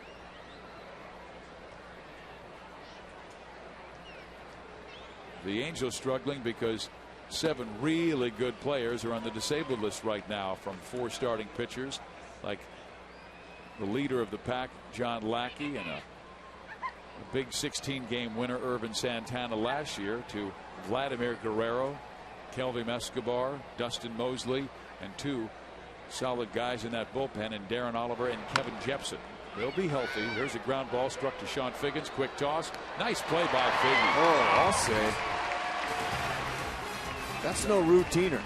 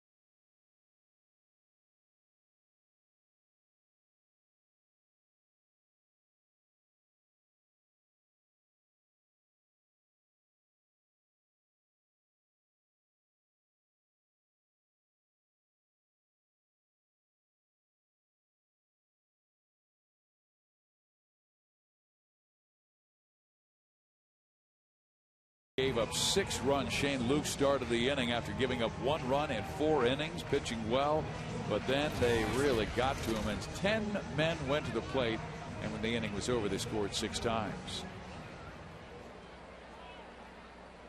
Steve Physiak, Rex Hudler with you tonight. We head to the bottom of the 8th inning. Halos trailing by 5, 8-3, and Eric Ibar will lead it off. Kelly stays in the ball game. Eric Bedard went 6 2/3 innings and gave up 2 earned runs. And there is a strike from Kelly to Ibar. Ibar 1 for 2 with an RBI. The RBI came on the ground out. He also doubled but was left stranded back in the 3rd.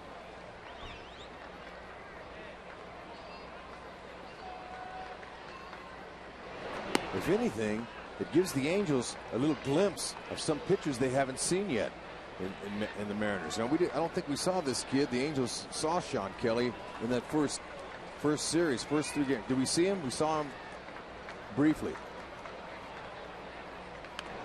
A bunt by Ibar. Beltre, bare hands.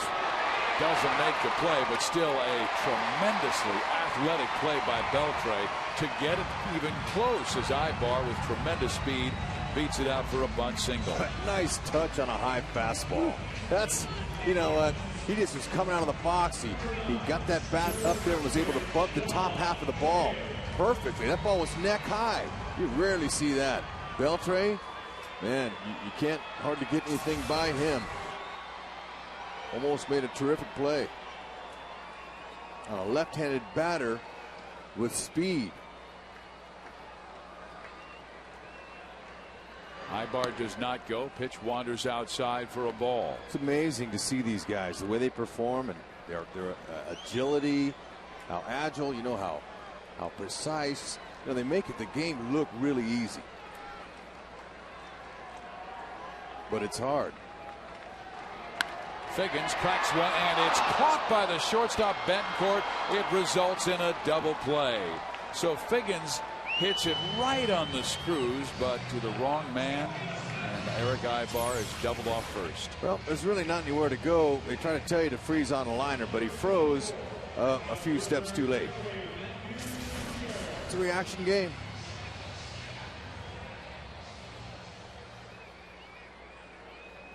Top of the order has had a tough time.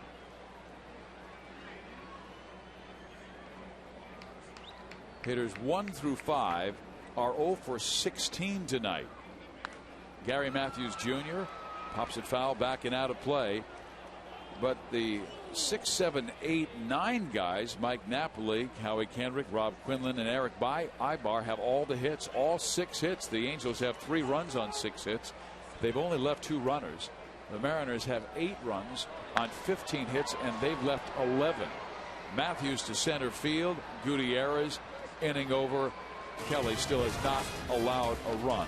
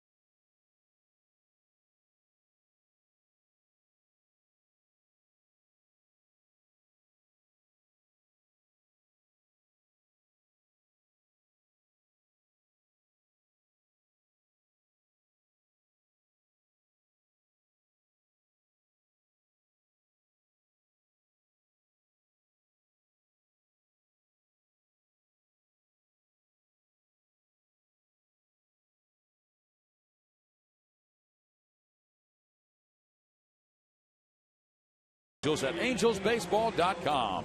Browse the largest selection of authentic team gear, including clubhouse caps, t-shirts, jerseys, collectibles, and more. Get your gear straight from the source. Visit theangelsbaseball.com shop today. They have some great items, and these kids wearing some of those items.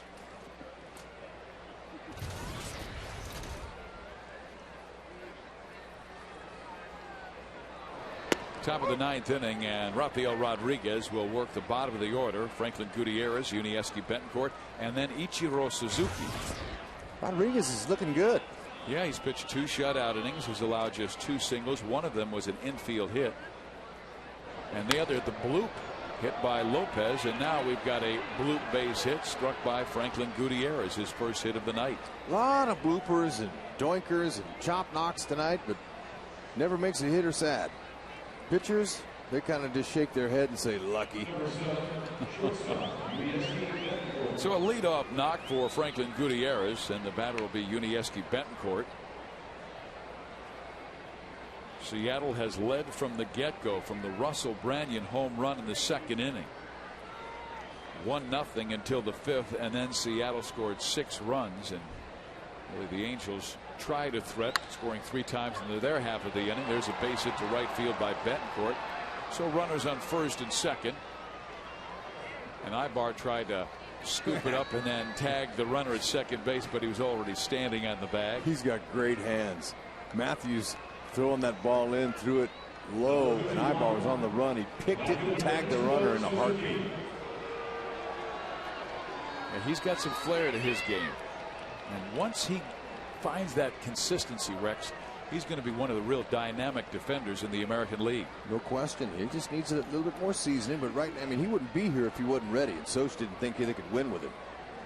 He's very dynamic. Ichiro, 2 for 5. Lines that one towards left. It stays up for Abreu, and there's 1 out. Okay, and like the Angels last night, Seattle, everybody in their lineup has gotten a hit. Angels, the last 2 games, everybody in their lineup got a base hit. That was the first time in a few years that has happened. But Mike Soch wants them to continue to pressure the pitchers. And they did that throughout that Detroit series, getting 39 men into scoring position. But to see that since 1994, it was the first time in back-to-back games that the Angels had all 9 starters have hits back-to-back games. That runs outside. Scores in the American League. Texas beat Baltimore 5-4. Minnesota over Cleveland 5-1. We told you Euclid with the game-winning hit. Boston over the Yankees at Fenway Park 5-4. KC and Zach Greinke 6-1 over Detroit. Greinke has given up 1 run in 4 starts this year. Just a terrific start for that young Kansas City Royal. Toronto 14-0 over the Chicago White Sox. That's the big blowout in the American League. And Tampa Bay in the top of the 9th with a 6-run lead on Oakland, 8-2. Andy Chavez with 3 hits. Just about done, but they were smart enough to bring their fleece blankets that were given away the first week of the season. Those were not given away. They had to bring those from their cupboard just above the fireplace.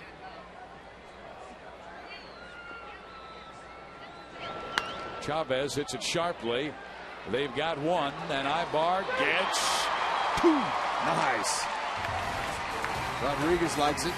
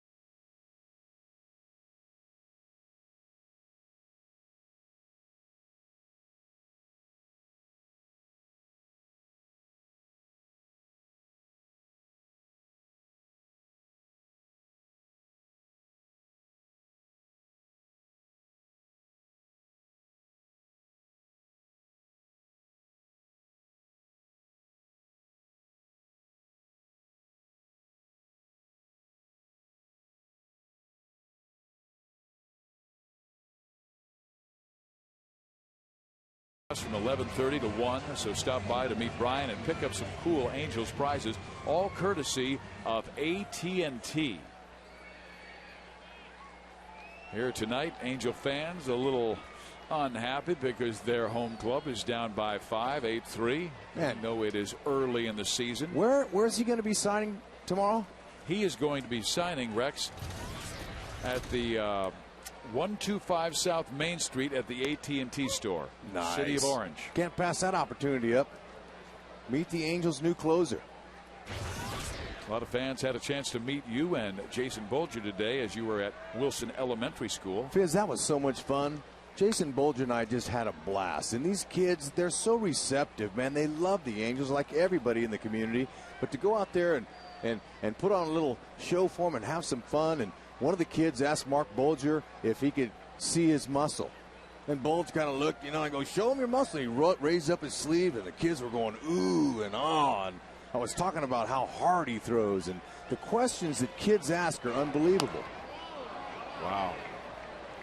And this Kelly's got some good stuff, and that fastball ripped away from Bobby Abreu for the strikeout. But I will say this, Rex. Matt Bennett, who's our director of community relations, he said you were a gas, and he came up to all of us and said, hey, you know what?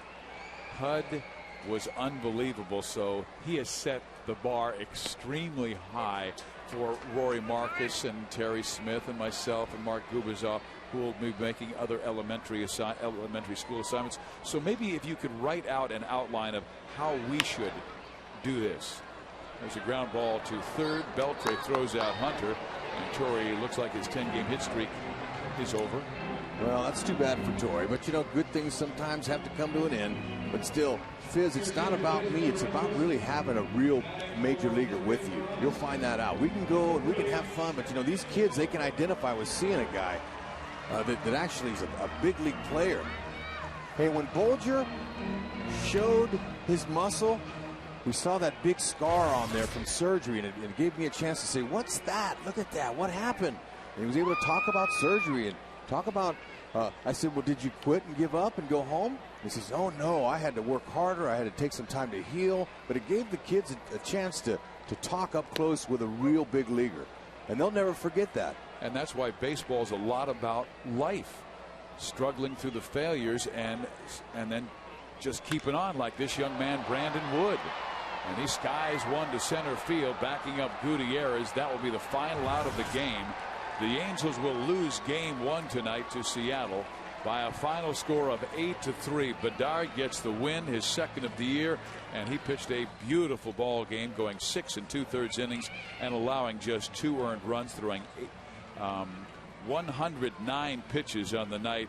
No walks, 6 strikeouts. His command was outstanding. Sean Kelly, their bullpen remains terrific. Kelly shutout baseball for 2 1/3.